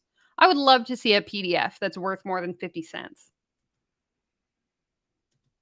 Your path. You can create your journey so you can lay out your road to more. Now, here's the cool part. A course like this, again, Tony and I have been doing this forever, 65 years between us. This should be a $1,000 course, and it's not. I'm just going to be transparent with you. It's not. McConaughey literally wants every single person that wants to have him help ride shotgun, be a part of this, and see it, that everybody here has the opportunity to get this. But let me tell you what else we did. Next, you're going to have live, we just decided to do this a couple days ago, for the next 8 weeks or so, and the first training starts next week, we're going to get together as a family, do cool things together, and we're going to walk through each of the mile markers together to keep you on track. Yeah, it's a very common tactic used in like the self-help space. Basically, you exhaust people by speaking at them for a long period of time, and then you pitch them, and because you've given them so much perceived value in that time, and they're literally exhausted, they're much more likely to buy in because you basically just become way more susceptible to falling for something like this. Because sometimes, who's ever bought something, a book, you're excited about it, bought a course, I love it, and then you let it sit on the shelf. Lainey, I see you doing it, Lene and Liz and Tracy, right? You're like, I love that book, but nothing happened. We're not going to let that happen. So for the next 8 weeks in this studio, we'll be walking through, making sure that you stay on track to your more. So you're not left behind. So you're not just hoping. I've read Again, so this is the idea that you'll have a connection to us. You'll be able to ask us questions, et cetera, when the reality is if there's thousands of people in this program, that's not going to happen. thousands of comments in the Facebook group. Filled my heart. It allows me to come here and speak without scripts and stuff because I know my job here is to help impact lives. And this is the man that can. He articulates in a way I've never seen. He makes it interesting, makes it fun, but also challenges you. These courses are also challenge you. This is not just a good watch. At the end of each one, he's going to make you do your homework and challenge you to change your life. So you get 8 weeks walkthrough. The prices are also very arbitrary. That'll change the game for you because you're going to be connected to this group. The people that you saw on the screen, but I get to see hundreds of you in front of me. You're connected to something bigger than yourself. That's an amazing package. Course, workbook, live weekly, and part of something bigger. But Tony and I, We've been doing this for a long time. We had so much fun partnering and working with McConaughey that we wanted to create something so irresistible during this event that if you're thinking about it, you got to say yes. And this is only for this event. We decided to give you 3 months free of Mastermind. Now, that's a platform Tony and I created to have the immersion, have the repetition, have the accountability. And here's what we're going to do. You'll also get 3 monthly live trainings. Now, if you think about the weekly you're going to get, that's about the course. This is next level. These are deep dive. And I'll be live in May. In June, you'll have Marie Forleo back on how to have the big ask. Who'd like some more Marie Forleo? No, thank you. And here's the cool part.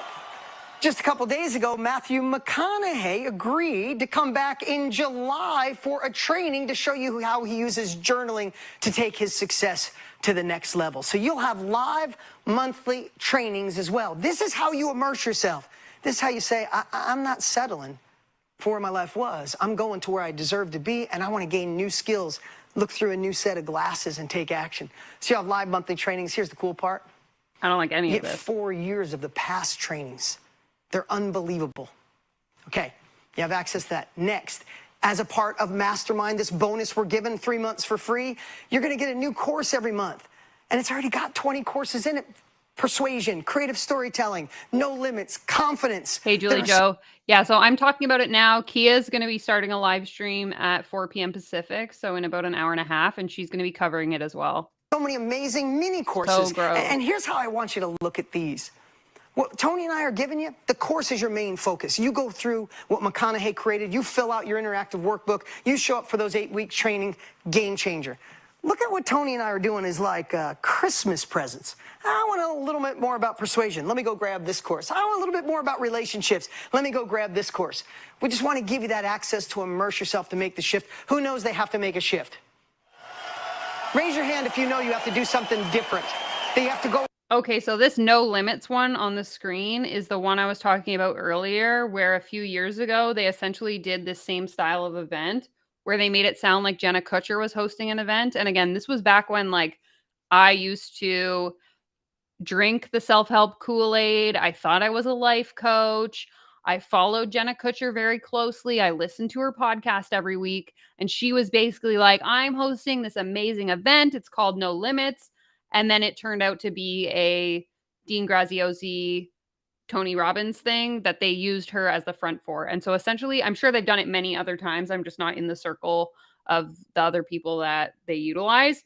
But what they've done now is they're using Matthew McConaughey as the face, selling it as if it's his program, but it's really just a way to lure people into their products. So that's fun. We love that. We hate it. Go all in, that you have to burn the boats, and that's why we did this. We'll also add another 50 meals through Feeding America. We're already over 1 million, so let's go to 2 million so we can do a little good for ourselves and some good for other people. And here's what you get. You get Road Trip. It is immersive learning at its best. You get to have this guy ride shotgun with you for the next 3 months, 3 years, as long as you want. It's yours for life. Imagine going through a tough time and say, I need more love. I'm going to go get McConaughey. I need more balance in my life. I'm going to go get more McConaughey. So I'd suggest you go through it right away, but have this as a library forever. You get live weekly walkthroughs, so we make sure you stay on track. You get the community. Be a part of something bigger. You can't sell people on community. I hate this. And this is coming from the perspective of someone who has been in the entrepreneurial space for almost 5 years now. I've been in masterminds. I've seen a freaking ton of shitty people scamming people into their masterminds. You cannot promise people community. I'm sorry, but you don't know who's signing up. You don't know what their personalities are like. You don't know how people are going to get along. So anytime I see anyone advertising, like, find your sense of community, it's complete BS, because you can never promise that. Like, there's no way to guarantee that if I put everyone in the live chat in a room, that we're all going to create a sense of community. Like, it doesn't make sense. And yeah, let's talk about the price here. So $4,000. If you've watched any of my other content, particularly about, you know, the coaching space, coaching programs, I talk about this a lot, but any pricing that you see or perceived value of programs that people use as a marketing pitch, like saying, you know, sign up today, it's $200, but it's actually worth $4,000. they made those prices out of thin air. Those prices are arbitrarily created by what they perceive their value to be. It's not an actual price. Like it doesn't make sense. Yeah, Heidi Powell's really bad for this. And again, I know Kia covers that a lot. The idea that she's always like selling people on community. You can't do that. Ugh, I hate it. Sorry, I'm getting heated. My blood pressure is rising.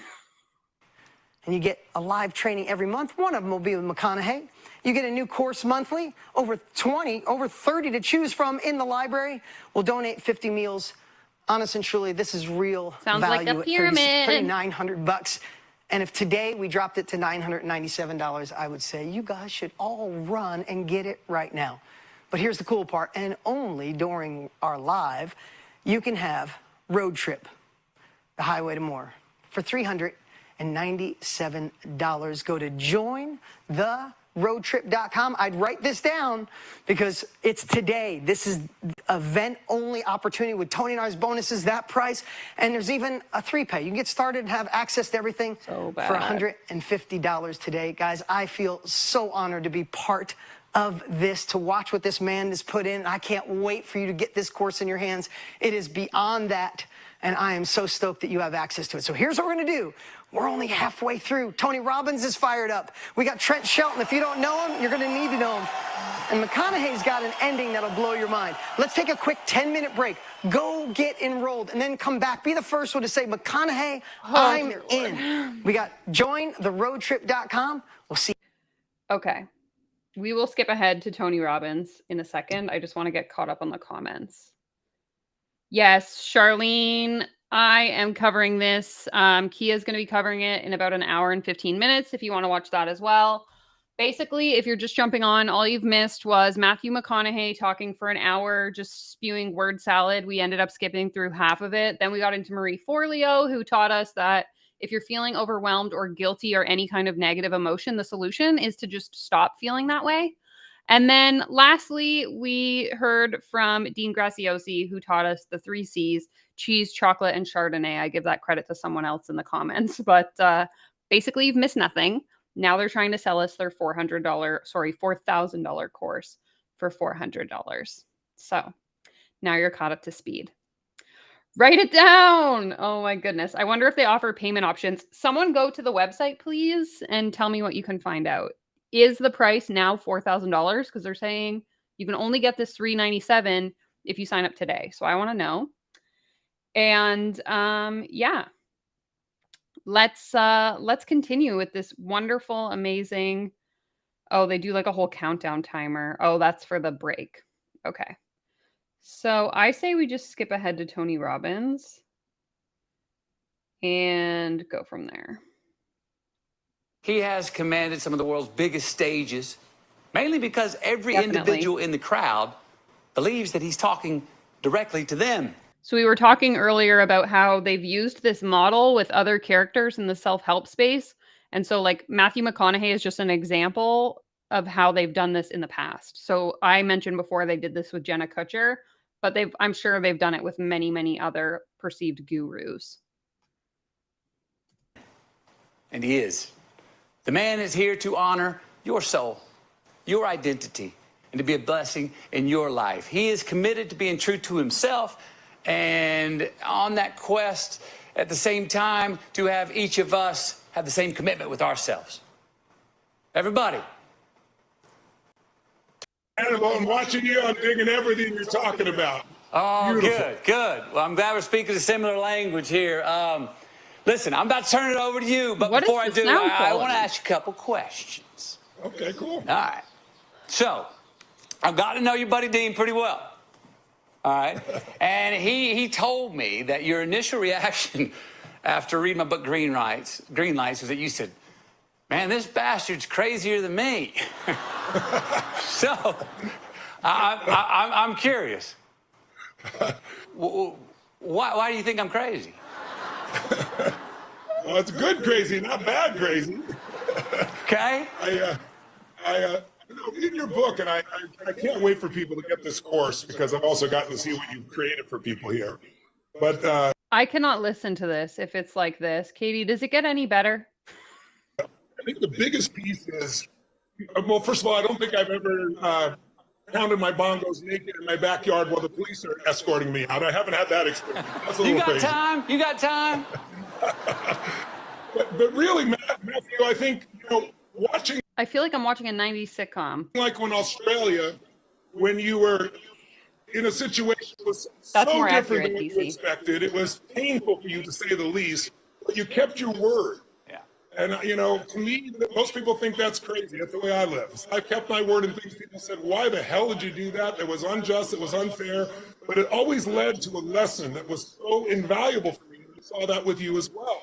But even more so, even Hollywood, going back to Texas, taking care of your family, and then turning down all those rom-coms at the peak of your career because no one would take you seriously. I want to make my own. I want to make something serious. At the peak of your career, turning everybody down. Everybody said it was crazy, but it was good crazy because you understood what you really wanted. You knew what the road you were on was about. And you didn't let anything get in the way of it. And then you find Dallas, Buyers Club and the rest. Yeah, he looks super uncomfortable. Matthew McConaughey looks like he's like, what is going on here? We need to fix this. Where's tech support? This is history, so that's the kind of crazy I love. And you're that. Amen, Art. I like your definition of my craziness. Thank you. All right. So, on the subject of crazy, what's crazy mean to you? What's crazy mean to you? Not, I think crazy is what's normal to me. Okay. Culturally, what's crazy is not settling. The world's always telling you to settle, right? Why are we using this language? Dreams are too big. You're full of it. It's not going to happen. Your own subconscious. You say, I'm going to make this happen. This voice in your head goes, who are you kidding? So crazy is ignoring all that. Crazy is not being a follower of the culture. Yay. Leaders create their own culture. They decide what's right in their heart and soul. They don't let anything else drag them away from that. Crazy is, I'm going to feed 1 billion people when I said it originally. But it started with 2 and then 4 families and then 8. And, I just hit that goal a few weeks ago of providing 1 billion meals in 8 years because I had no money when I was growing up. So, Amen. Pretty cool. So we're going to cut from him to you while we fix the sound. Okay. Got a sound thing we're fixing up right now. Don't go anywhere. I'm going to bang on some skins and try to stay crazy. Just a second. Okay.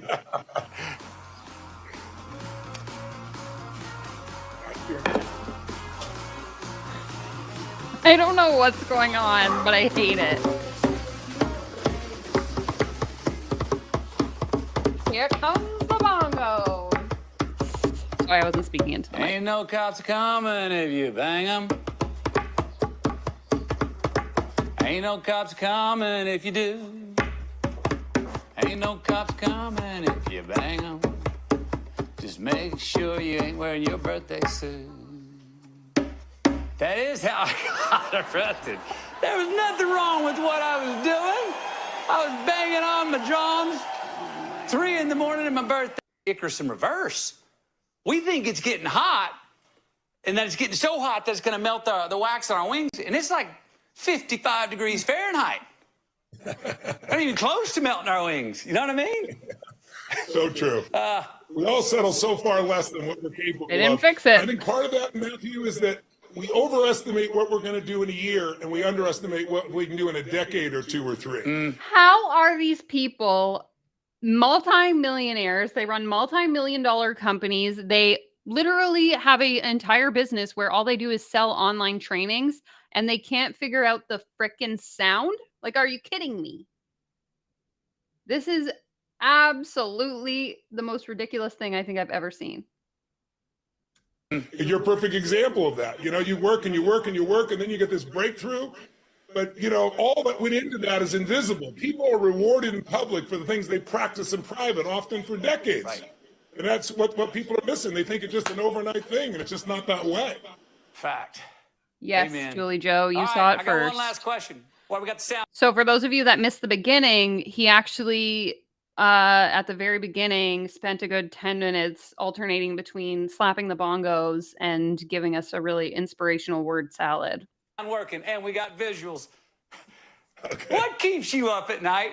Exactly, Avery. Well, one thing exactly. that's keeping me up at night was how I'm going to do this in 30 minutes. It's the shortest thing I usually do is 4 days and 50 hours. Thank you, Tatiana. Thank you. No, what keeps me up at times is seeing the division that's out there. It seems like our vision is division in this country, seeing good people forgetting that we want the same thing. We may have different ways to go about it. I have 5 kids and 5 grandkids, and I certainly want to see them in a better world. But I used to stay up at night freaking out about people starving and everything else. But, you know, you don't stay up at night if you get yourself taking action. It doesn't have to be big action. Just some action will lead to bigger action, leads to bigger action.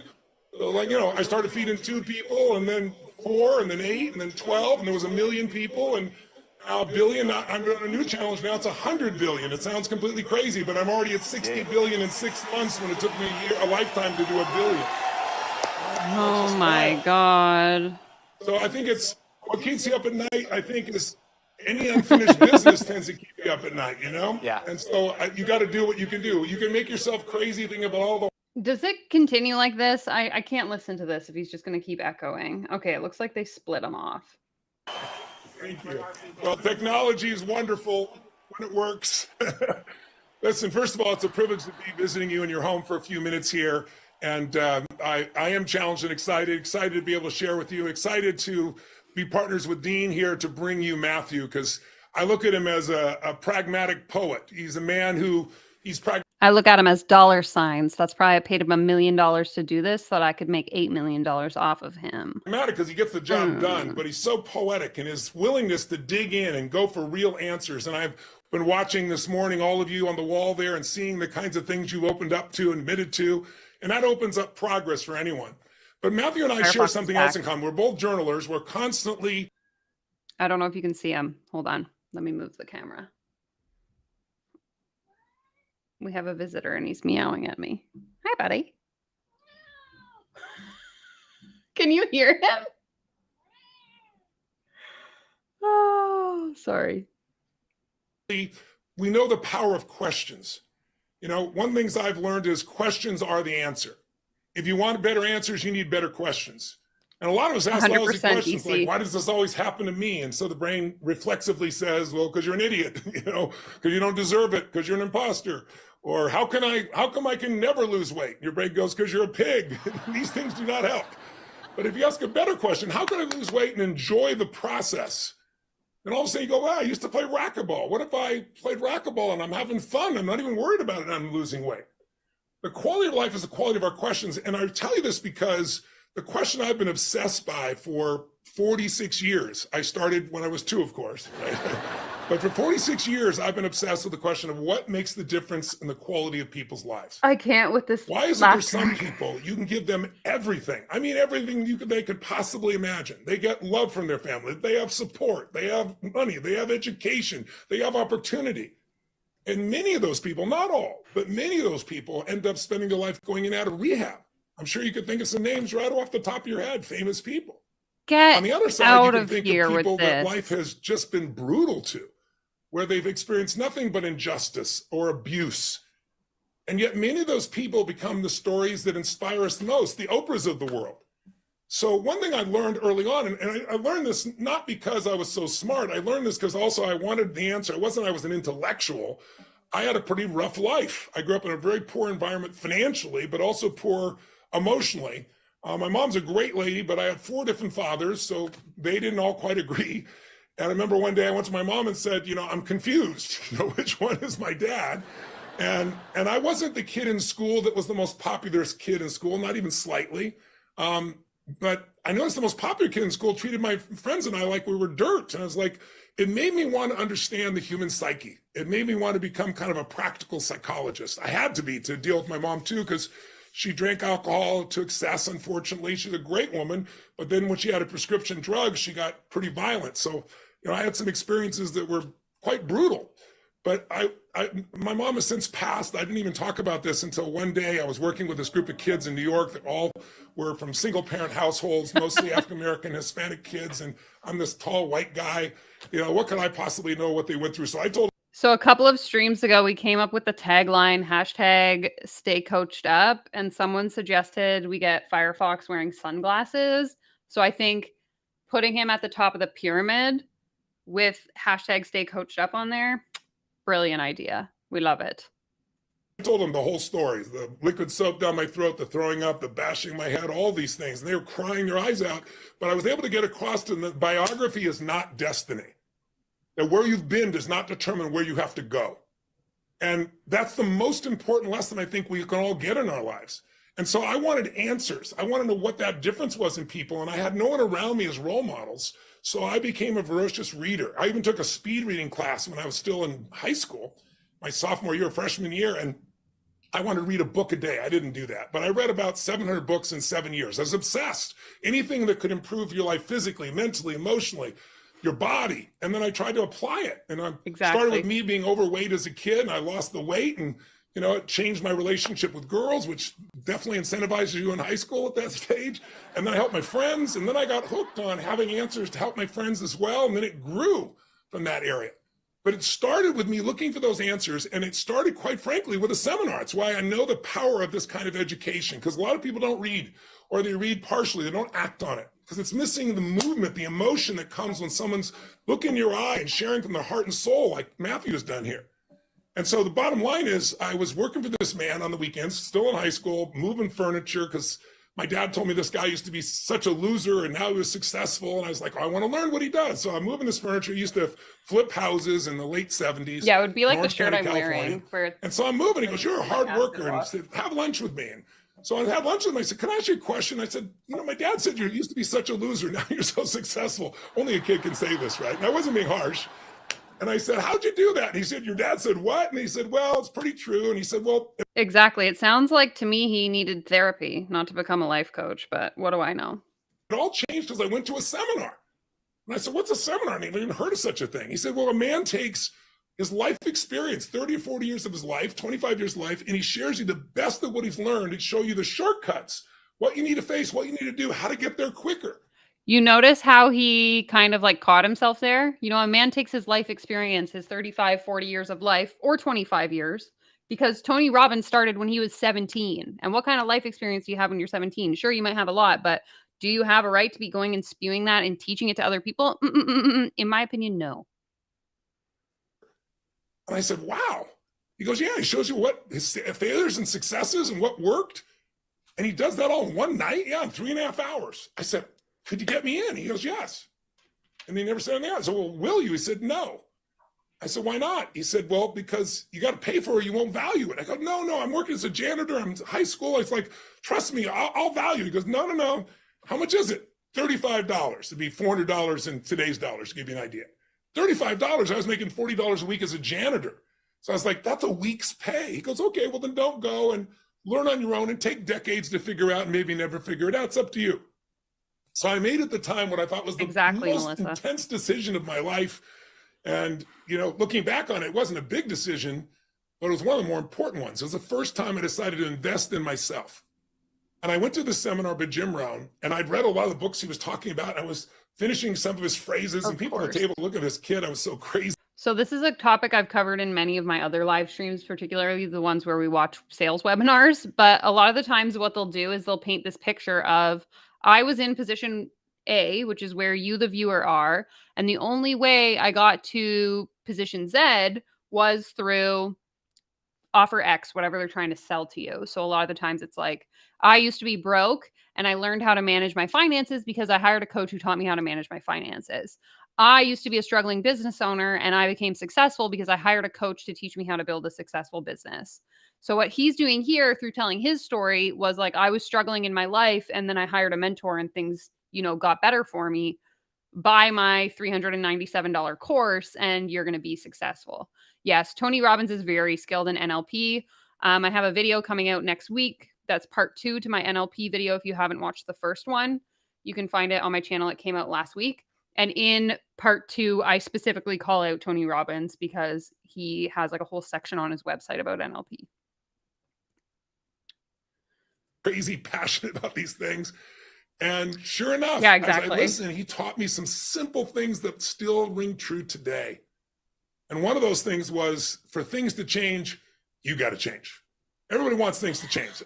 That's not how it works. In fact, by the way, change, you don't have to work at it these days. Change is automatic, right? As time goes by, the economy is going to change. You can guarantee that. Relationships are going to change. Your body's going to change. No matter what you do, there's going to be change. Change is automatic. Progress is not. And I realized progress means for things to get better for me, I got to get better. And the great lesson he gave me is he said, Tony, you got to learn to work harder on yourself than your job. You got to learn to become a more valuable human being. You got to get the skills that matter. Like I remember years later, I interviewed Warren Buffett. I was doing a financial book, and I asked him, what's the single most important investment you've ever made? And I expect he was going to say Coca-Cola or Geico, because I knew his top investments. And he paused for a moment. He goes, it's what you do, Tony. I said, well, I do a lot of things. What thing are you talking about? He goes, teaching people how to manage emotions and how to communicate. He goes, I went to Dale Carnegie, and he goes, 40 years ago, 50 years ago, whatever it was at that time, 60 years ago. And he goes, all I can tell you is without that, all my other financial knowledge would be worthless. My ability to communicate it, my ability to get through to people, my ability to use my humor, all those things came out of that. And he goes, and I just saw an interview that was done just a few weeks ago. He does this annual meeting with all the people that invest in his company. And someone was asking about inflation. And they said, what do you do with inflation at 8%, maybe 9%? He goes, don't worry about it. Work harder on you. We stand the library in this house. I have like 8 books on hold at the library at any given time. 1,000,000% a huge fan of public libraries. Go invest in you. That's the best investment. Develop your skills. If you're the best doctor or lawyer or salesperson or writer or webcaster or whatever, it doesn't matter what happens to the economy. You're going to do well. Plus, That's amazing. No one can tax that. But you're totally right. And it gets better with time. Invest in you. So I made those investments. And I remember asking Jim Rohn, I said, my fathers were all good men. I don't understand why we're so broke. I feed people today, not because I'm such a good person. I feed people because I know what it feels like not to have any food. And somebody when I was 11 came and fed our family. And I never forgot it. And it made me believe strangers care. It was the biggest change in my life. And it made me care about strangers. But at the time, I just said to him, I said, why do my fathers work hard and they lose their jobs? He goes, Tony, because you have to understand, we're all equal as souls. But we're not equal in the marketplace. Time is currency. So what does that mean? Time is currency. He said, you have to learn to become more valuable for what people need. If you develop that, you can do whatever you want in your life. I said, give me an example. He goes, well, I talked to him earlier about it. I thought it was so unfair that teachers made so much money and these hedge fund guys made $1 billion that year. One guy was very famous, did it. He said, Tony, well, let's start with McDonald's. He said, no disrespect to McDonald's, but people say they should pay more. The job skills that they have at McDonald's are only worth minimum pay. It's not supposed to be your permanent job. It's the first job. You learn to be responsible and do things. And then you develop more skill and you get paid more and you develop a new business, a new career, a new direction. He said, the school teachers, some are good, some are not. He goes, and they're affecting 30 or 40 people. He said, this guy made $1 billion, made $100 billion for his clients. He made a 40% return. Normally people back in those days would get 4 or 5%. He advanced their careers, he advanced their business, he advanced their pensions, he's paid for their college educations. He's worth it, he's absolutely worth it. So he said, the bottom line is, if you become more valuable, you can write your own ticket, but you got to work harder on yourself and anything else, and you got to invest in yourself. And so that has been a journey for me now, 46 years. And what's led to is the privilege of being able to talk to you right now. The privilege of being able to raise my 5 kids and 5 grandkids into people they're proud of being and I'm proud of. This is so bad. Be able to feed 1 billion people, plant 75 million trees, free 38,000 children now who are trafficked. These are all things I've been able to do with the success and the economics and the achievements that I've done. But most importantly, I've had these meaningful life and relationships. And we all have those. But if we want more, which is what this is all about, the road to more, right? Then we got to decide that we're going to get clear about what's holding us back, which is what Matthew's been showing us, admit. And then we got to get clear what we really want. We got to find what's getting in the way, and we got to track our way to do it. And so for me, I look at it this way. There are certain forces, I call them invisible forces. What shapes your life the most is usually invisible. It's electricity. Right now, because of it, we get to talk to each other. You get to be at a cool or warm home. Electricity is huge. You don't see it. It's invisible. It affects your life massively. How about gravity? Like my Vancouver? How about radiation? It's invisible. Too much, you're dead. Too little, you're dead.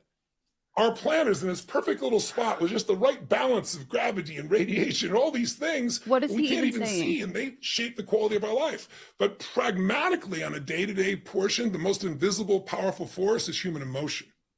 Think about it. Emotion is the ultimate power. We think it's our minds. Our minds are only operating because of the way our emotions are. Emotions, which you love to manipulate with everything that you do in order to benefit yourself. I love that for you, Tony. I love it. What we really want. Think about it. If you really think about emotions, cause wars, and they eventually can cause peace. People get exhausted of feeling a certain way, tired of being pissed or frustrated, overwhelmed. They can get you married or get you divorced. It's how you end up having children is emotions, right? Oh, no Everything way. is emotions, but most of us are not very masterful in our emotions. I had no In idea. fact, if you said, what's the quality of a person's life? Have I said, is it the money they have? You and I both know there's plenty of people with tons of money that have killed themselves. Is it fame? A lot of famous people have taken their own life. All the things that the culture tries to make us believe is most important really isn't. If you say, what's really As the most guy important, who's a the literal quality of your billionaire. life, in my opinion, is the quality of where you live emotionally. We all have an emotional home, a place we find a way to get back to, whether things are going well or not. If you're used to being pissed off, you know anybody who's pissed off all the time?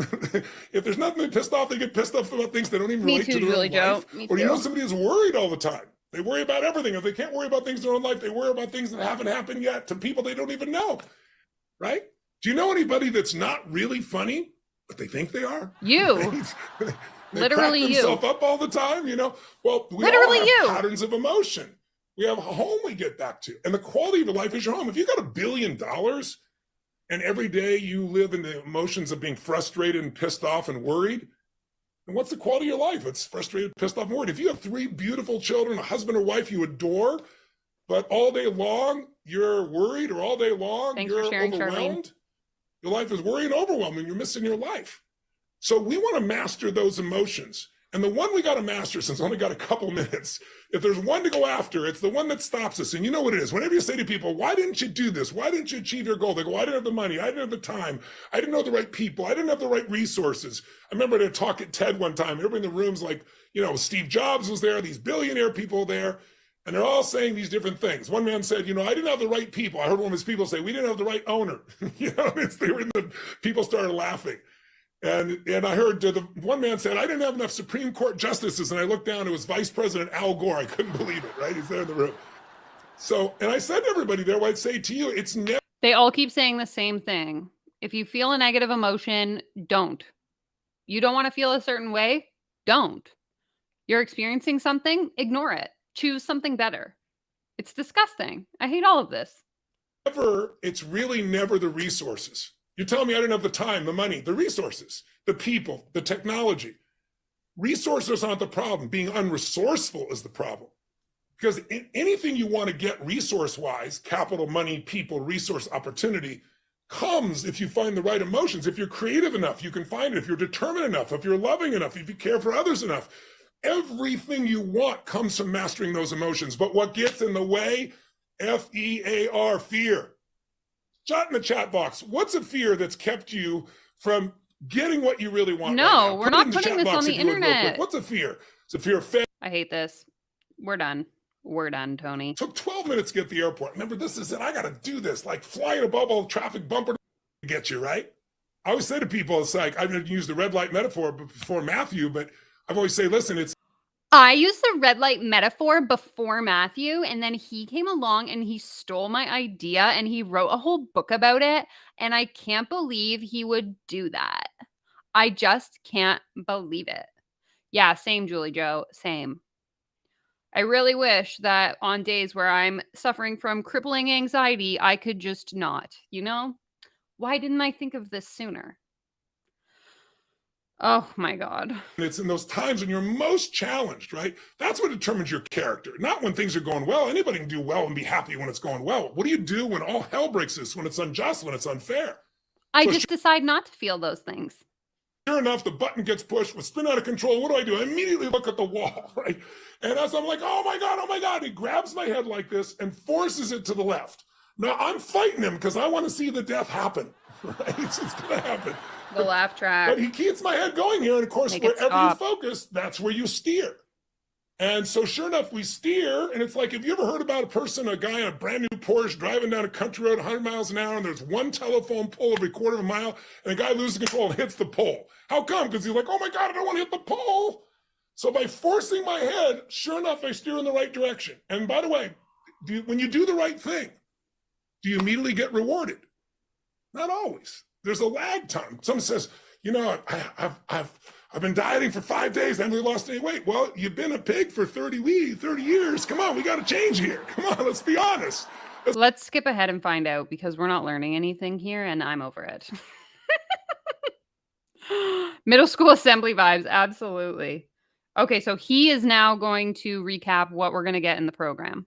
And shortly after that, he left our family. Because he made these 3 decisions, I realized this years later, differently than I did. Not better, just differently, so he had a different life. The first decision that controls your life is, what are you going to focus on? Right now, in this moment. Okay, no, this is there are millions of things you can focus on. So he keeps talking. 1, I believe, was the time, maybe 20. Okay, I think he's been talking the most out of like anyone. Because he started over like an hour ago. So he's talking for a full hour. Okay, here we go. This must be where they cut him off. I think I made it within my timelines. I hope so. God bless you guys all. Matthew, thank you so much. So he didn't get cut off. Oh, great. Back to the bongos.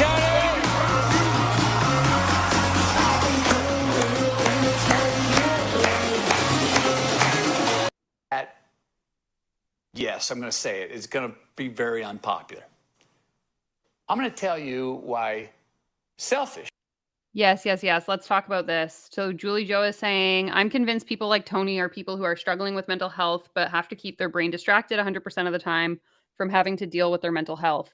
I totally agree. And somebody else brought this up in the chat earlier when he was going on about his mom and the abusive childhood that he had. And so rather than going to therapy, he like found an outlet where he could share this story and like seem like he's being triumphant. And I mean, that's like classic trauma coping mechanisms, is like diverting your emotions.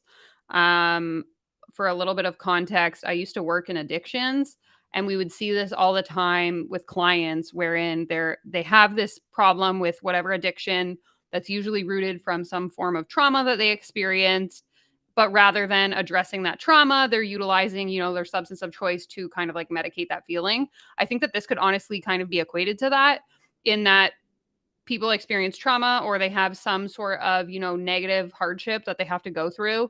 And rather than deal with the consequences of that experience, they just channel it into like this self-help, blah, blah bullshit, in my opinion.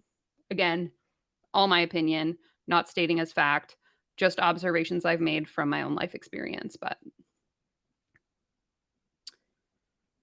fish might just become your new favorite word.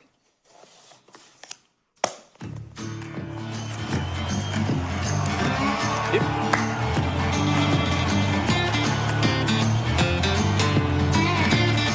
Hey guys.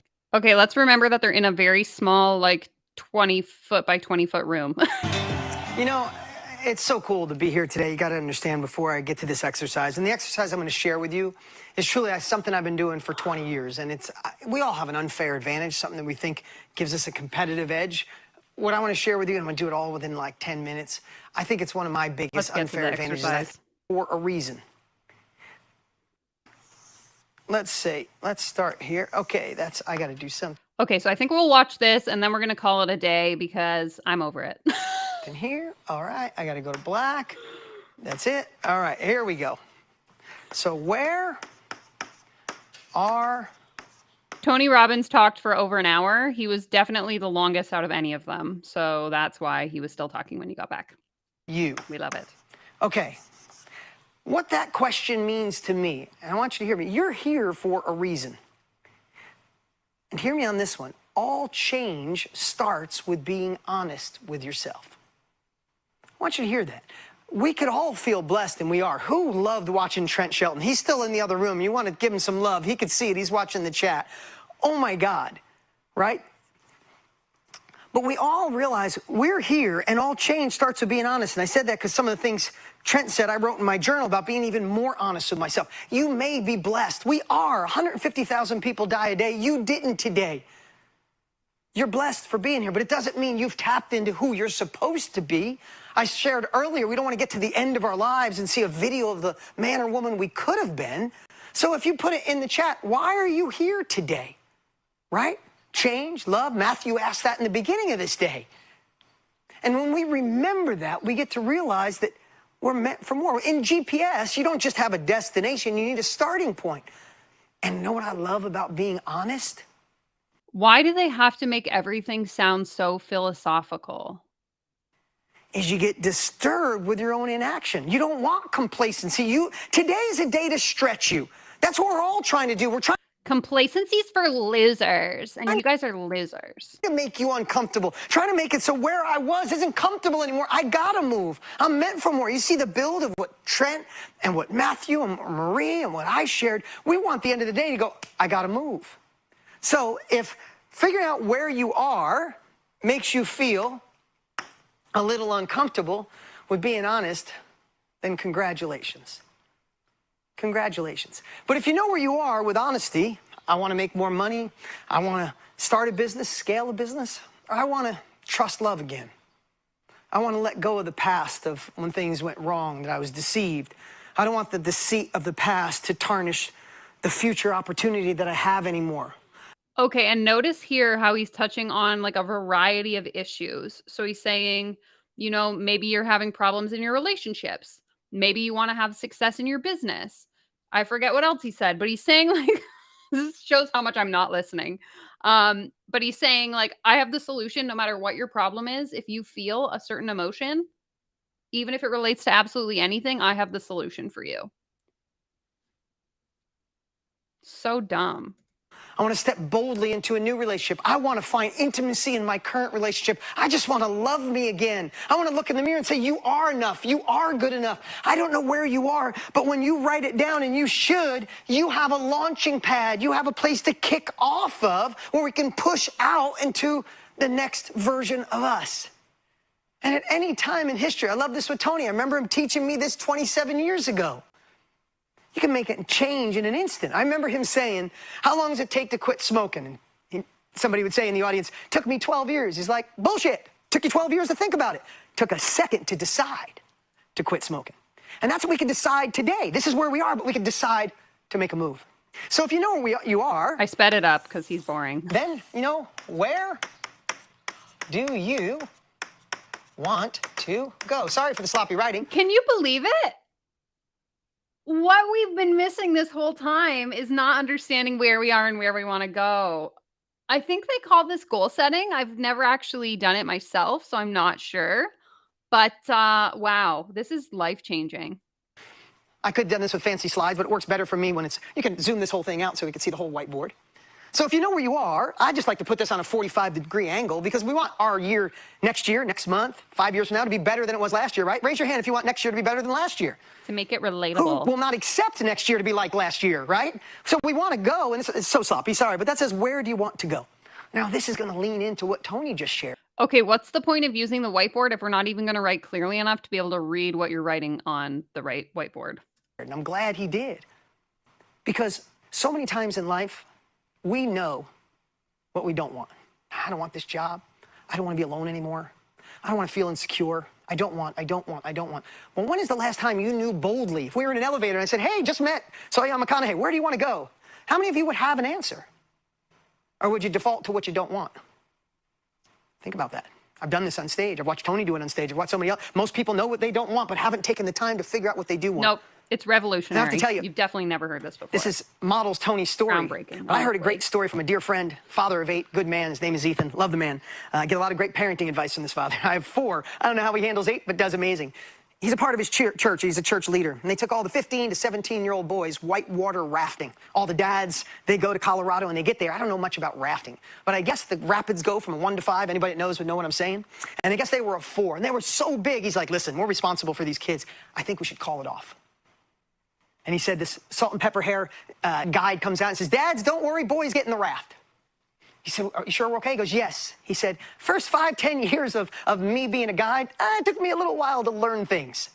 He said, I used to go, hey, Watch out for that tree that That's fell. a We don't want to hit it. man's And he said the sport. whole It's raft for would look men at the tree, only. as Tony was saying, with the wall, and they'd hit the tree and flip over. And he said, Sarcasm. I'd say, don't hit the rock, watch the big rapid. He goes, I'm a slow learner, but eventually I realized the positive point.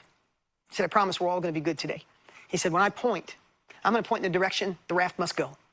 And if you guys all paddle your guts out in that direction, I promise we're going to have an amazing day. True story, he said, nobody flipped over. It was an amazing day. How many of us are pointing in Tony's circumstance, are pointing at the wall? In this circumstance, pointing at the down tree, and don't even realize we're getting up every day focusing on what we don't want, and what Tony said earlier is we run right into it. Maybe today, when you know where you are and you know where you want to go, we start pointing to the version of us that we should. Go back to what Trent said. No more prison. Decide to uncage the man or woman you're supposed to be. And listen, some of you are in really tough spots. Some of you are doing okay. Some of you have other people in your life that think you should be happy with where you are, but you're wearing your glasses, not theirs, and you know there's another level. So how I love to figure out exactly where I want to go is I like to pretend it's a year from now. And instead of looking forward to what you want out of life, sometimes goals are hard to set. We turn around and we look backwards and say, what if it was the best year of my life? I really want you to put that in the chat. What would be the best year of your life? God, Not looking at dude. what could happen. It already happened. It was the best year of your life. What happened? How much, where are you with your... We're getting into the manifestation, my friends. Just everyone close your eyes and imagine your highest self and really feel the emotions, and we're going to all achieve everything we could have ever wanted. Manifestation is not real. Go watch my video on it if that's what you believe, and I will change your mind. with your Maybe career not. or the business you want to start or love relationships or intimacy, passion, or your health or your weight or how you look or your physical fitness or your self-love, your self-peace. Put it in the chat right now.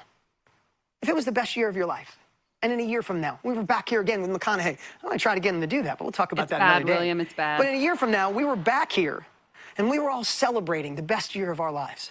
I don't want you to just write it down. Truly feel it. Don't think I'd like to accomplish it. I want travel to Europe. I want a greater career. Mark, it's $397, but only if you signed up yesterday. Oh, Linda, you have missed a lot, my friend. I want to retire. I want a beautiful new partnership. I want to grow and move forward. I want to love traveling with my partner. It's like, oh, that's great, Dean. Here's the whole secret to the 7 levels. He just asked the question again with the same answer you gave. So I said, I want to change more lives and leave a legacy. What did he say?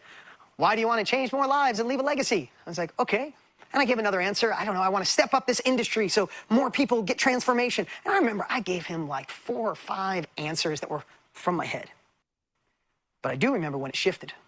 I remember when I'm asking it that many times that it got to a point where I literally felt it go from my head to my heart.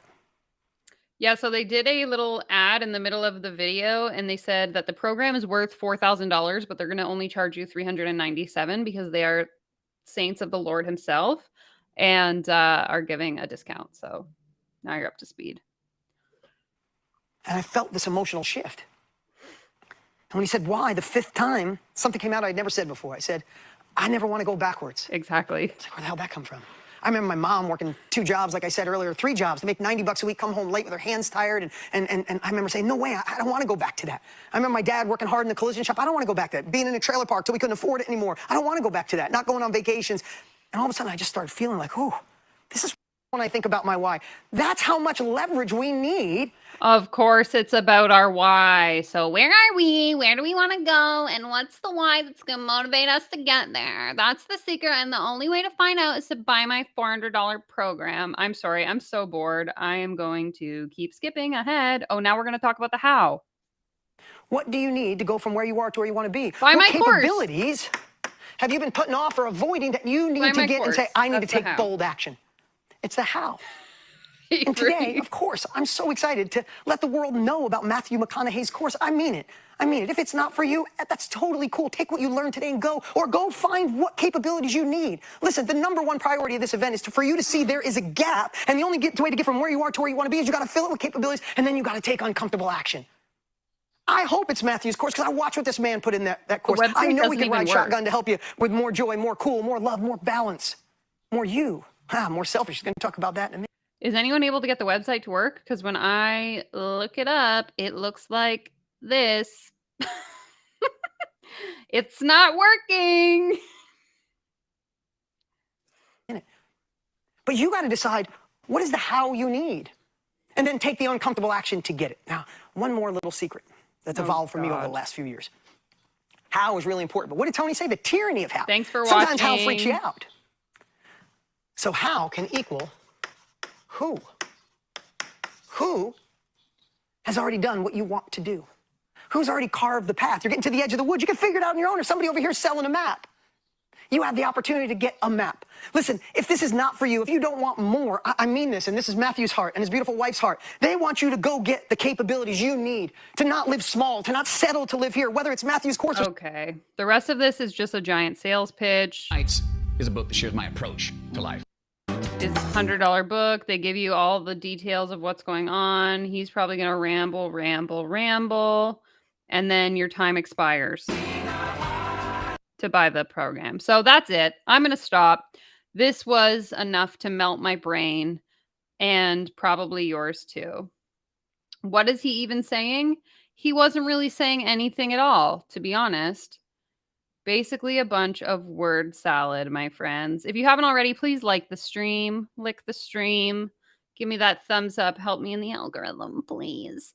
Appreciate everyone who suffered through that with me.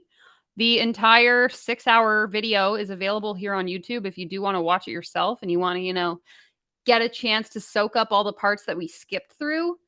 Appreciate all of you so much. Just reading through the comments here quick to make sure I didn't miss anything. Yes, all MLMers spoke the same thing. If you haven't watched my series on the correlation between MLMs, these coaching programs, and cults, I would highly recommend you go and watch those videos. Part 3 will be accessible to everyone tomorrow. It's available to the members right now. The movie star has the answers. Yes, he does. And what's this?